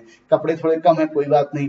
पैसा घर से कमा रहा है, कोई बात नहीं। मोबाइल बढ़िया नहीं, महंगा नहीं, कोई बात नहीं। गाय नहीं है, कोई बात नहीं। हाँ, अपना काम ठीक से कर रहे हैं, लेकिन हाँ, आंखों में उम्मीद, विश्वास और सपने होने चाहिए, क्योंकि ये सपने, उम्मीद और विश्वास ही है जो हमें इन परिस्थितियों से निकालने की प्रेरणा देता है। जो ऐसा नहीं कर पाता है वही हताश होता है, वही निराश होता है जिंदगी में।